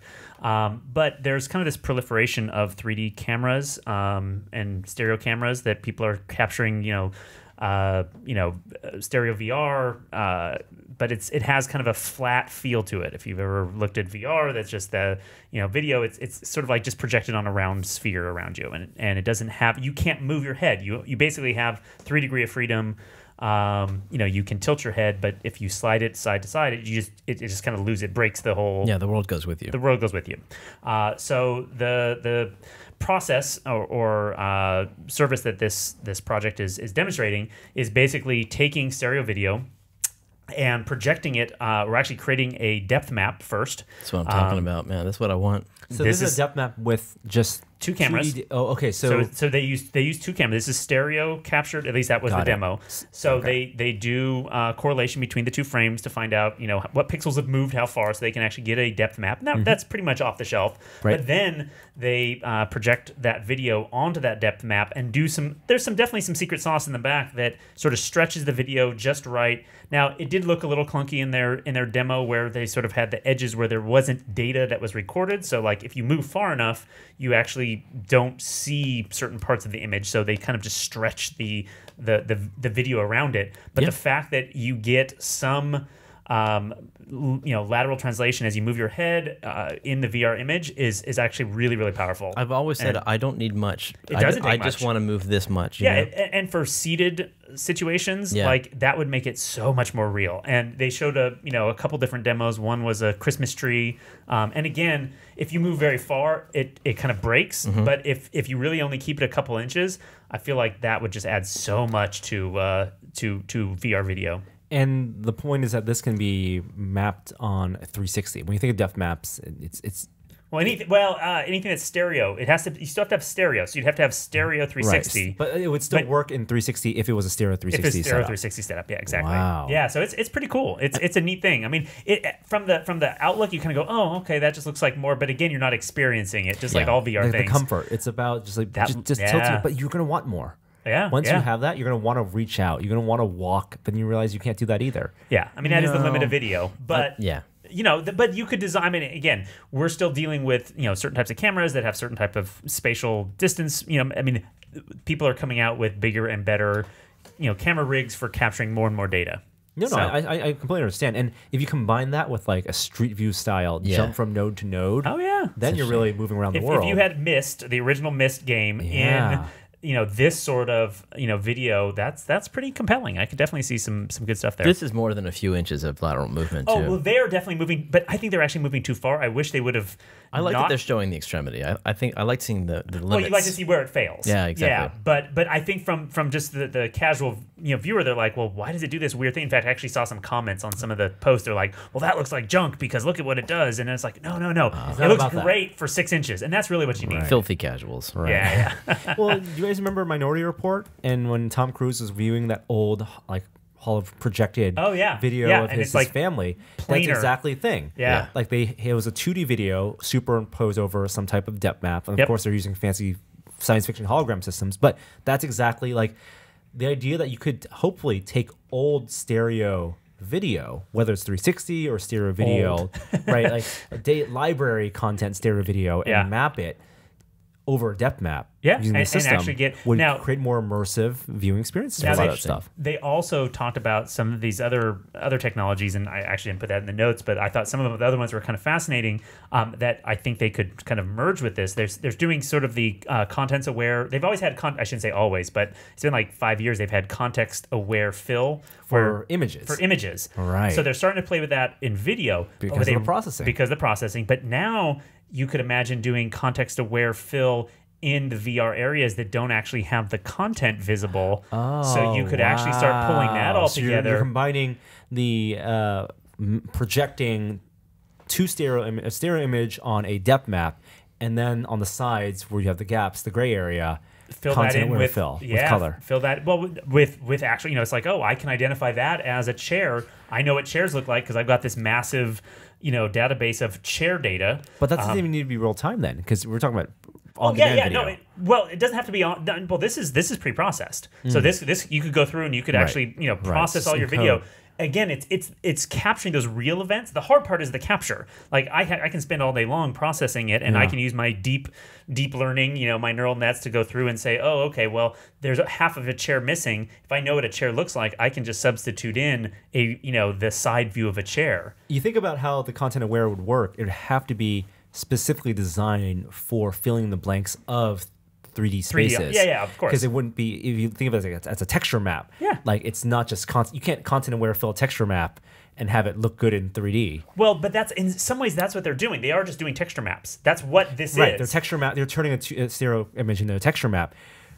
But you can't throw that texture map in Photoshop. If I threw a texture map in Photoshop and had some blank area and said content aware fill, it wouldn't work. Logically work. Yeah, there's still some work to do, is the bottom line. But I think that's where we're headed. We're headed to the point where we can capture 90% of a room with a not standard, but a 3D type camera, 3D rig. Yeah. It's impossible to get all the data in all the room because of occlusion, of all these other problems. Right. But if we have enough smarts to fill that in, it's good enough. That's good enough, or it could be. For it to be convincing. And then, of course, we all want it in real time. Of course. Live streaming, right? Well, we didn't have the dinosaur DNA. We just used frogs.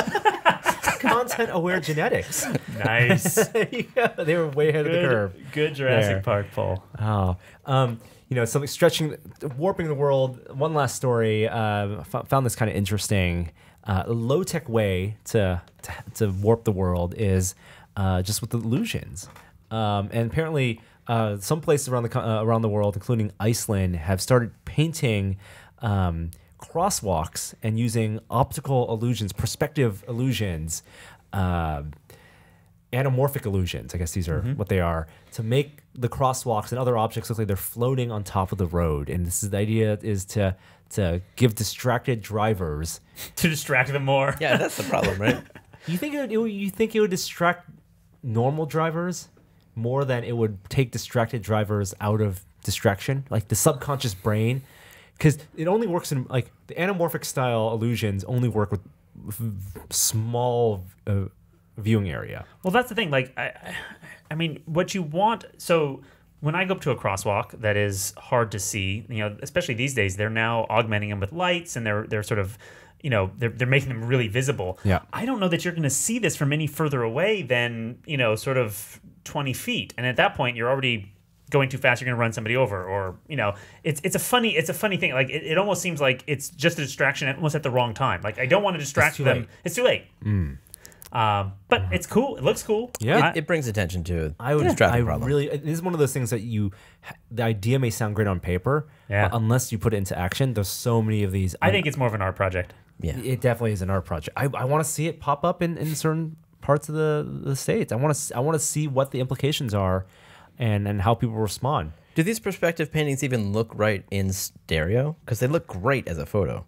Right, that's always the challenge. Yeah. I mean, again, only the limited field view. Like a crosswalk is a wide area. If it's only in the middle lane. Yeah, and if you have enough distance, everything looks 2D. So that's also one of the tricks with some of these illusions. If you're far enough away, but if you get close, you're because you have two eyes. Well, most people do.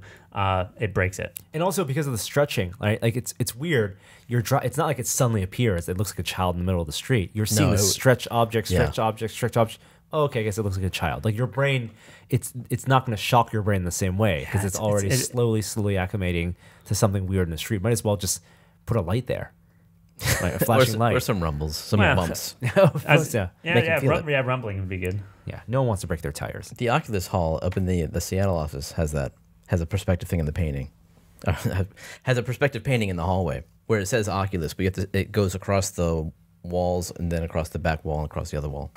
All right. That does it for our technology news segment. Before we continue on, I want to thank the other sponsor of this week's episode, and that's RoboForm. How many of you still use the same password for everything? I hope not a lot of you, because reusing password is the easiest way to have your data and identity stolen, and letting browsers automatically save your login information isn't secure enough in today's day and age. And thankfully, there are more ways and more secure ways, more convenient solutions than doing that. So RoboForm actually stores and generates strong, unique passwords right in your browser or mobile device. All you need to remember is one RoboForm master password. Pretty easy.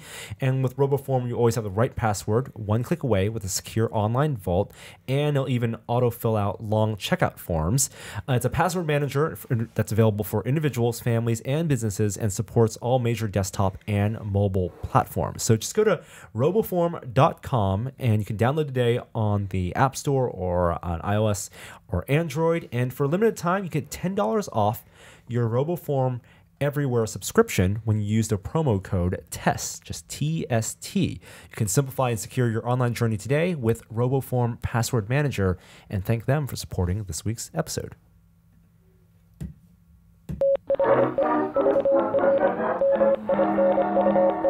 The VR Minute. Virtual reality this week. We had to cut our virtual reality discussion short last week because we were running short on time, and there was so much to talk about because we had just come back from Oculus Kinect 4. What did we leave out that we want to revisit, Jeremy? Oh my gosh! Well, we touched on the Go, which was the big news. $200 headset. Yes. We didn't touch on something that somebody brought up on Twitter, which is how great that'll be for education.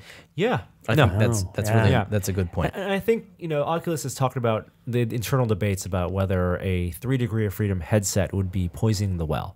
Right, like whether that's that ship has sailed. But yeah, I think there are so many people like you can step up. That well has been poisoned.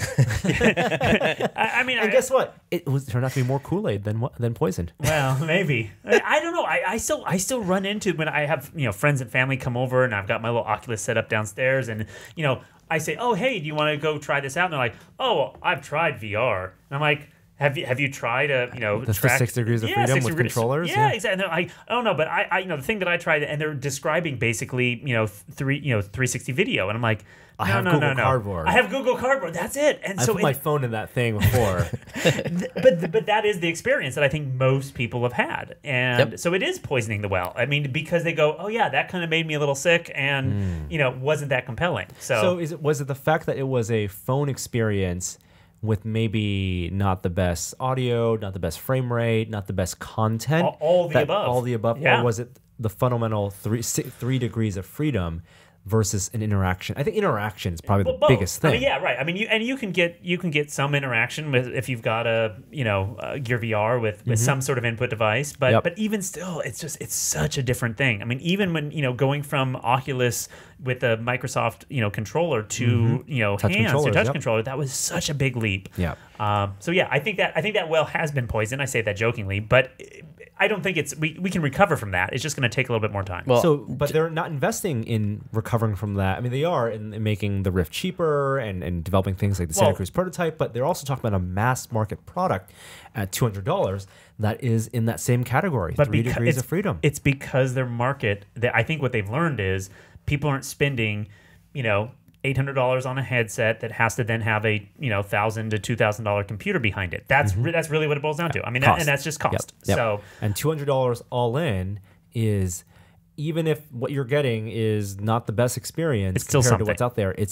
I think they also invest in a lot of content.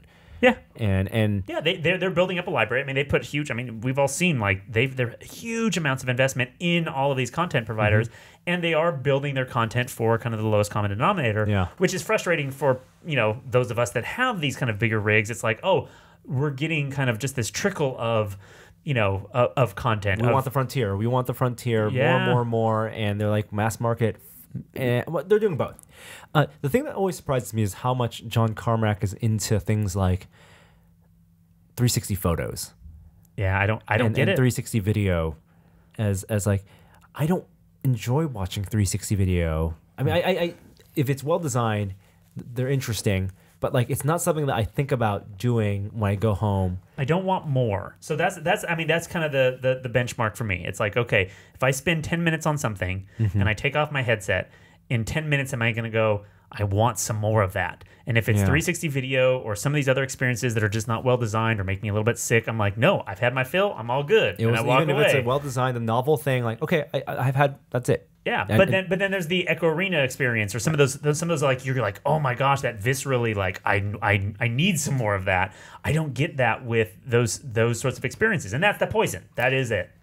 Are you surprised that Carmack is as invested in the mobile space as he is compared to the PC space? I'm not, because I think he fundamentally believes that there is the way to get to mass market adoption in 6 degrees is to start with 3 degrees of freedom, and that the technical challenges on the mobile space are more interesting probably to him. I think that's actually it. I think that's why he likes the mobile side, not necessarily 360 video so much, but he sees it as a optimization puzzle of how do I get that same coolness in limited hardware. I mean, that is his roots. But his roots were also pushing the frontier and giving the best and the highest NPC and delivering for people who had, even back then, with Quake, $2,000 computers. Yeah, but I could run, he wasn't jumping in the mobile games when apps. No, he wasn't. He wasn't doing what John Romero was doing. Well, but he is doing. They did Doom RPG, and he worked on that. Right. Yeah. And I completely agree. There is a technical challenge there. Like, based on his talk that we saw, he was super excited about ways to optimize rendering of video. Sure. For 360, for mobile. Right, for mobile, and optimizing, and whether it's streaming. I guess he did some of that with his IdTech engines, like the mega texture stuff that he did, right? It's just super interesting to me. I think he sees that there's a lot of talented people working in this space right now, and so he sees that that's where his contributions. Yeah, his contribution that's where he wants to make it. I think, like you said, like he sees mobile as the future. Right. And that's where he wants to spend his time. And Zach, to your point about, what makes an experience like Echo Arena, an interactive 6 degrees of freedom, high-end experience like Echo Arena more appealing, things you want to revisit over watching a 360 video, I think the big one other big differentiating factors that is cross-compatible is just the social experience. Sure. I think that once you get $200 headsets, even if they're 3 degrees of freedom headsets, into, let's say, 5 million people's hands, it's a high number. It's a short number on the way to 1 billion, but it's a lot of more people than have we now, have now, yeah. right, using on a regular basis, and have social 360 Have a reason to be experience, there. Yep, with other people. That gives the network effect. The network effect will take over. I'm most intrigued by the Go because it is a VR exclusive device. It's not like Cardboard or Right. Gear VR in that you have to launch something or insert something and then get into a certain mode. It's drag and drop. So You know, user experience, convenience, ease of use. yeah, I mean, I want to put that thing on and I'll just be in VR instantaneously, and I'll Yeah. just be able to launch things. It'll be a VR device. Right. We haven't seen that since like the Nintendo thing, Virtual Boy. And that was such a big hit. And well, it's also the same argument for why we like the Switch. The one thing you can throw in your bag, take on a trip, fly to a hotel, and if you're disconnected, from your family, put that on, and maybe you can do a 360, some type of video chat with your Portability, family. I think, is big. I Yeah. mean that and that's really what it boils down to. Is it's a portable device, and also the price. I think it really just comes down to price. Yep. And their argument is more people will mean that we have more. We have the ability and a market to produce these bigger, more exciting pieces of content as well as hardware. I don't know. Back to the education thing, though. I think it could be phenomenal. I mean, I think that was the promise of Cardboard, but that was such a bad experience, and that didn't end up being so cheap. $200 is expensive for like getting them in classrooms, though. Like Cardboard is still has the edge on like. Well, you're leveraging a phone. Yeah, you have to Somebody's have a already phone. paying with a basically essentially a free adapter for the phone. Every family can. I don't know. Like Oculus donated a headset to all the public libraries, around the Bay Area. I could see them doing the same thing with the Go to get it into schools. I mean, they want to lock these kids in early, like McDonald's. For education, though, I think there's actually a bigger push for things like AR. Because there is that direct interaction with teachers and other students and things that we don't have the technology yet in VR to have. And AR, you meaning right now is holding the phone Holding the phone up and actually pass-through system. Yeah. So the window. So that seems to be a more approachable kind of educational realm. Is that AR that app? Well, VR doesn't seem to be feeling a lot of pressure from AR right now. No, none at all. At least in the consumer marketplace, there's nothing out there. But there's nothing. We all know that AR is where we all want to end up because VR is just a subset of AR. With the screen blocked out. Maybe soon we might have some AR competition. Maybe we have no products. We haven't heard of any product announcements yet. But more funding for Magic Leap. They just raised another $500 million. That's nuts. On the promise that they're going to have this AR headset. Something. God, I hope it's good. So, I think that doubles what they've raised. No. I think it adds another 25% because I think I think they're now up to $2 billion. Oh my god. I don't know. According to Wikipedia, it has raised more than $540 million from Google, Qualcomm, Andreessen Horowitz. So, like the original funders. It's a lot of money. Okay. Yeah. I mean, they're valued at over many billions. That's crazy. With no product. No product. It better. I mean, That must be a good demo. people must. They're smart people. This blows my mind, right? Like VCs who are willing to put their money in things, they must have seen. They must have some experience with what's out there. Yes. And an understanding of the technology, or advisors who understand the technology. I've talked to people and they said it was cool. I've talked to people who have experienced it and they said that's it. They're like, I can't say anything else. It was cool. So, I mean, it's win-win for us as consumers, right? If it ever comes out. The options are, one, it comes out and it is cool. Yes. That's great. Two, it's completely like vaporware. Not our money that we came into. We had zero investment into the future. All existing rich people, their money, it's their money, right? What we don't want is they invested so much that they force something bad to come out just to try to make some money back. But I can't that imagine sets them. the entire industry back. But I can't imagine at this point they would just push something out the door. The longer they wait, the more competition there is. Yeah. And the longer they wait, the more pocket invested they are in trying to get something out to recoup something. now that there's already this mystique, this buzz. Yeah. Like, I'd say take your time, get the funding. Do it if, right. If your core technology is sound, then we're happy to wait.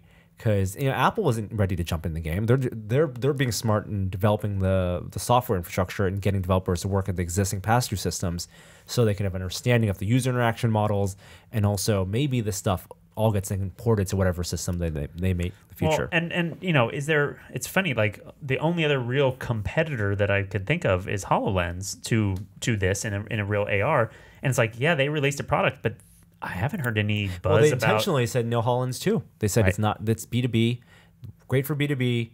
You know what? We're going to step back. We had a lead in it. We have our inside-out tracking.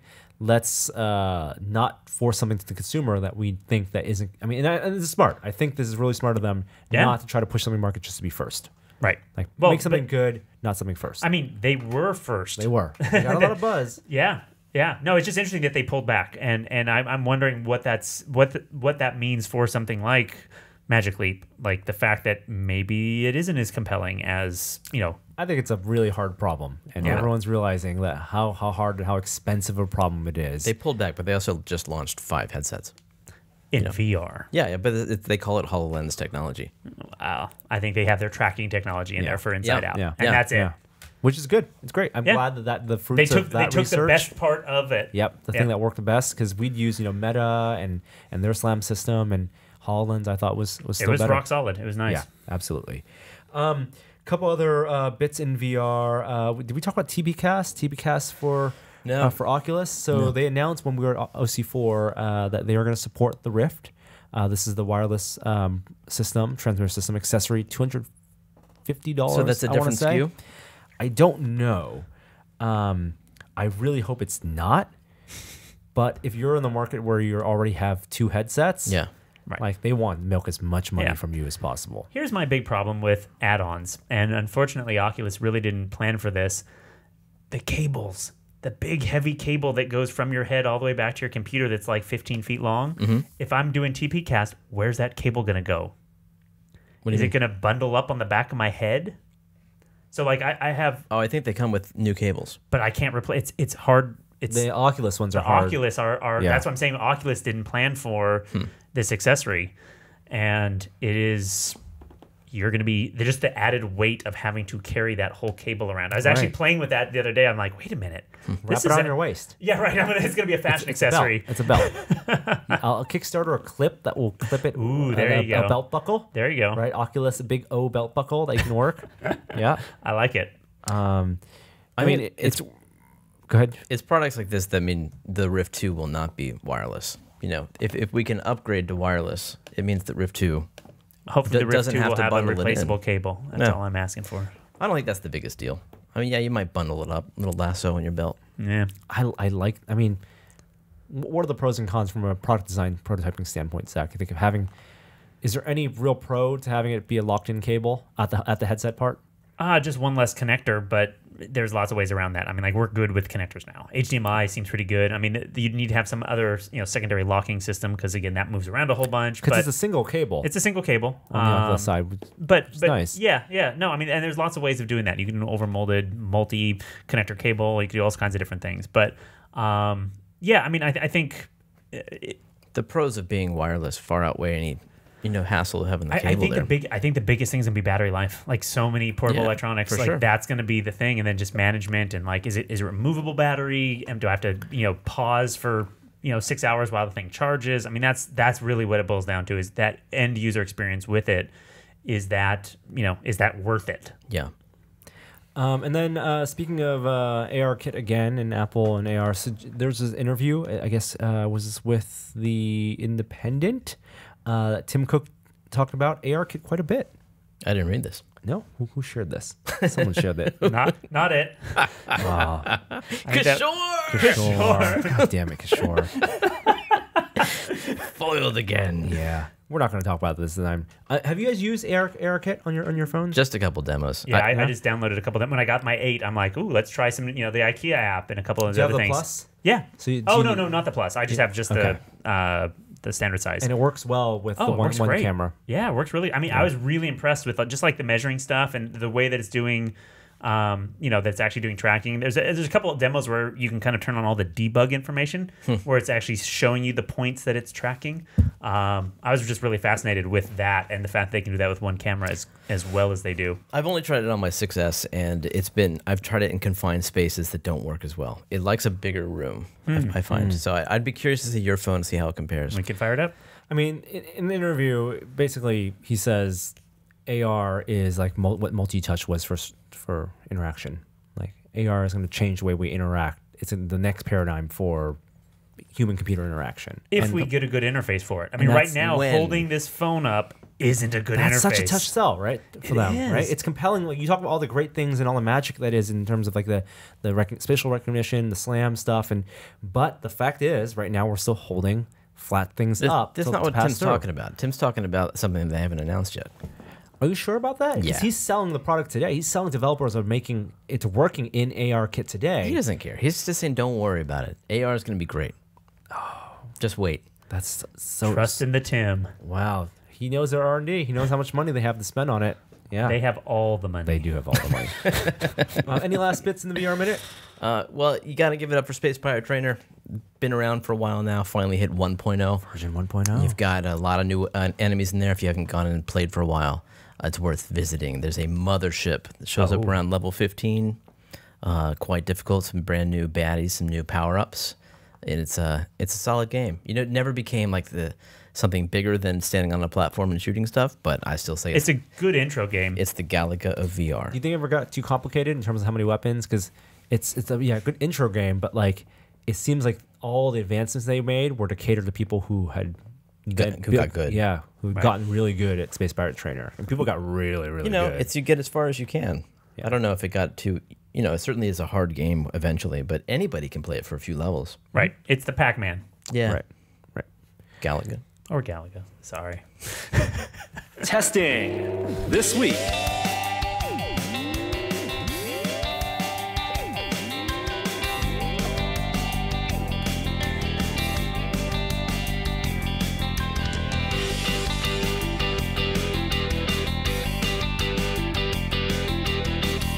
Hey, what have you guys been testing? You guys been testing anything lately? Anything new in your shops, in your life? iPhone 8, how's iPhone 8? iPhone 8 is, again, coming from a 5, it's awesome, but then everybody that I talk to, it's like, oh, it's the same as a 6 or same as a 7. So there's no great, like, ooh, wow, look at this kind of thing, but it just works. It just kind of works well. And again, because it's, the latest hardware with the latest software, it's, it's a good match. Have you tried the wireless charging? I don't have a wireless charger. I don't have a Qi charger anywhere. I want to try that in my Bolt and see if it works. Oh, nice. Let's try that. We can do that. You have a wireless charger in the Bolt? Yeah. Built in. Is it a Qi standard one? Yeah. Oh. Yeah. Is it on a horizontal plane? It's not. It's a little sleeve that you put the phone into. So I don't think the 10 would fit in it, but yours. But the 8 should. Yeah. Why wouldn't the 10 fit in it? It's bigger. It's between the regular and the Plus. Wait, the actual physical size? I heard it's like almost the exact same thing. As what? As the standard? As the standard size. As like the 6S? Yeah. Really? Yeah. I thought it was bigger. I think it's thicker. I don't think it's bigger. Well, I will do that research. Things to try. Oh, yeah. I mean, is there a CAD model? Is there? People have already 3D printed. Yes. I got that pocket test. That's it. Yeah. That's it. I played a bunch of VR games last night, looking for something interesting. I played the Talos Principle VR, which I never played the original game, the standard mouse and keyboard, but it's a Crytek game, Cryteam. So I was interested. It's kind of good looking, not as good as you expect from those guys. And it's just kind of meh. I'm looking for the next great VR game. I want the next amazing thing that I fall in love with. I played X Rebirth for a few minutes. I don't know. It seems like Elite Dangerous is more my speed. Iron Wolf VR is kind of interesting. It's a submarine game, multiplayer, and that's a great idea. You're surrounded by all these big tools and machinery that you can use, and it feels immersive. Like the lights go red when you go underwater. You can pull the periscope down and look around. You can fire torpedoes. You have to avoid. You have to be stealthy.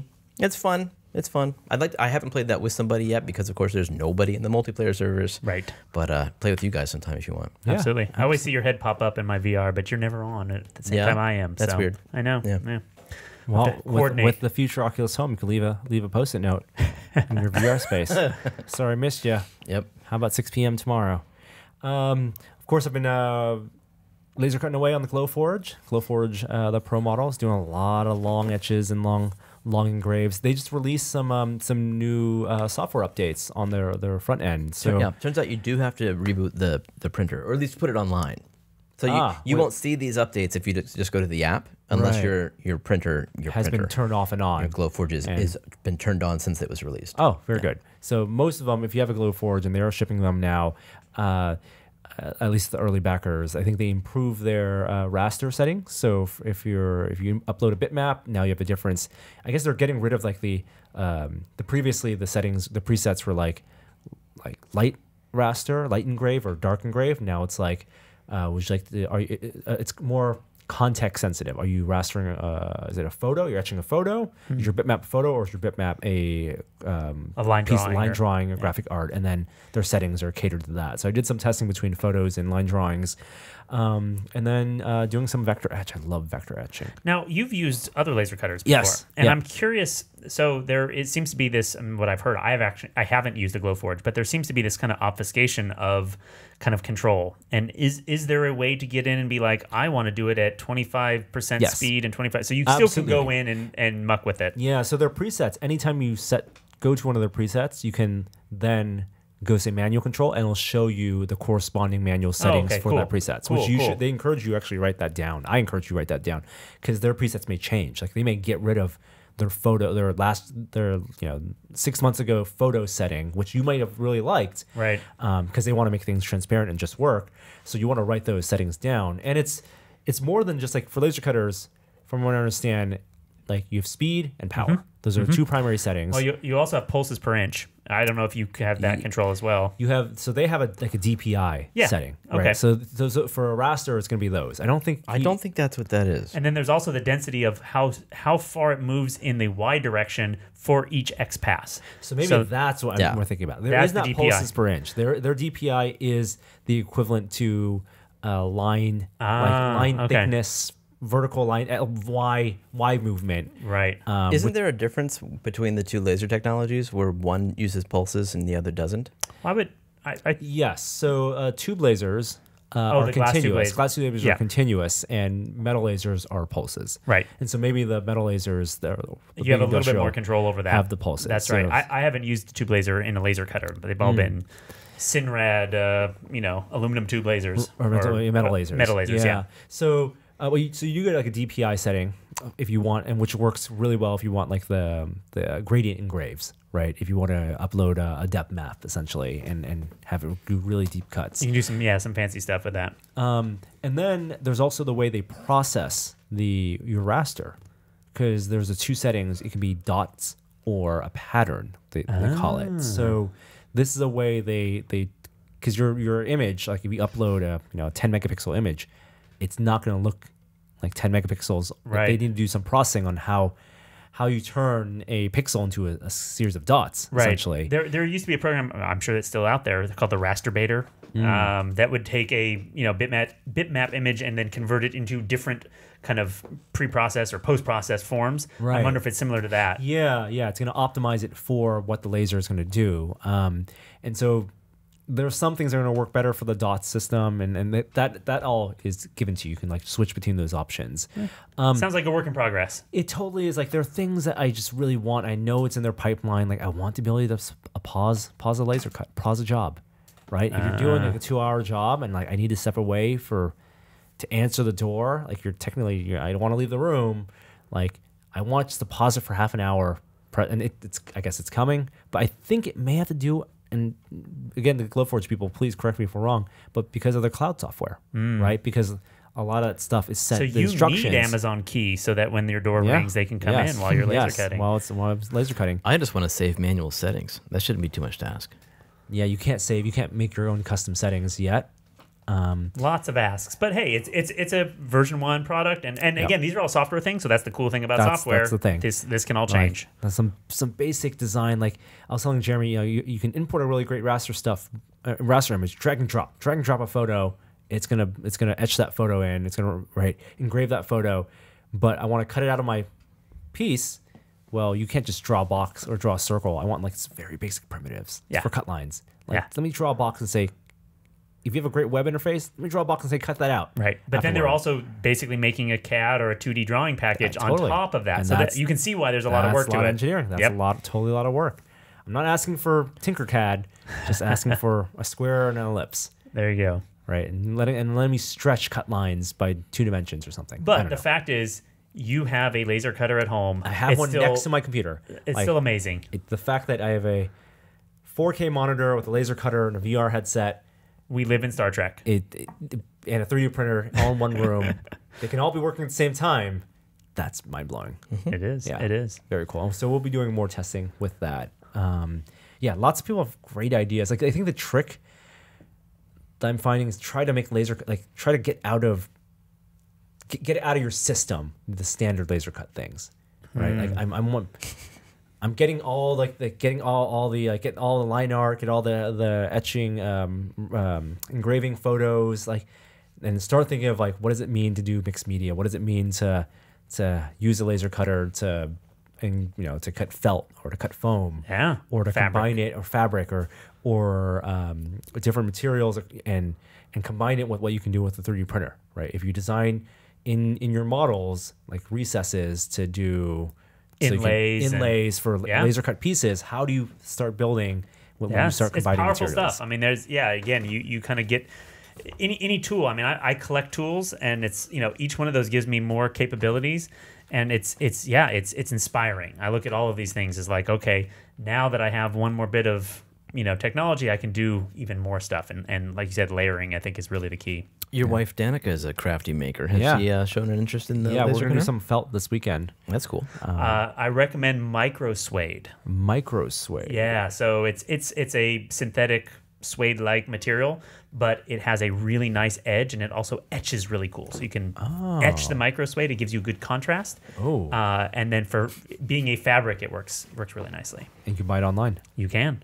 Very cool. Awesome. Thanks for the recommendation. Sure. Anything else you guys want to talk about in terms of what we've been testing? I've been, my latest thing has been teaching. I started teaching a class over at a college over in Oakland, and I've been testing all kinds of hardware to teach people how to build things, and that's been a fun. It's funny. You kind of get out of the sort of hobby world.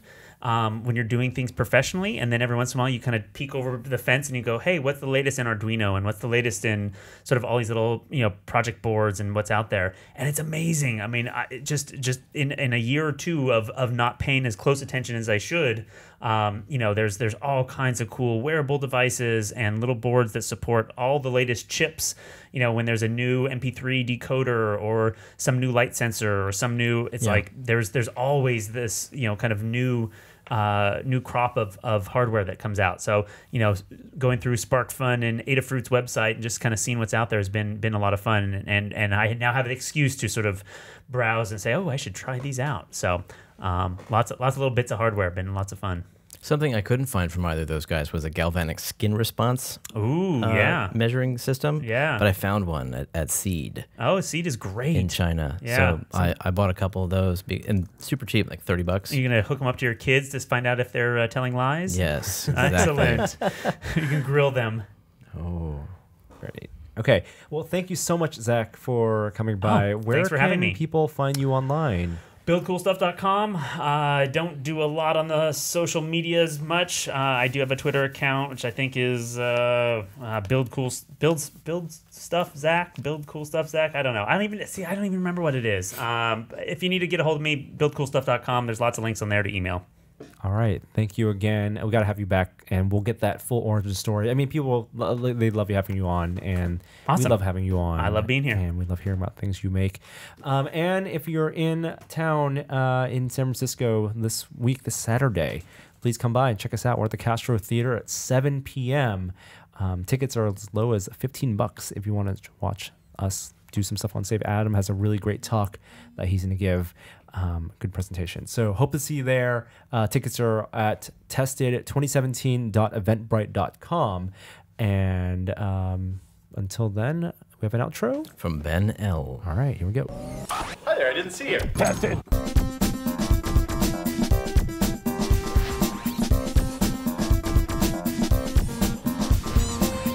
There was nothing underneath her. It was amazing. It was amazing.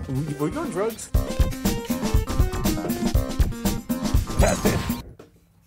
Bye.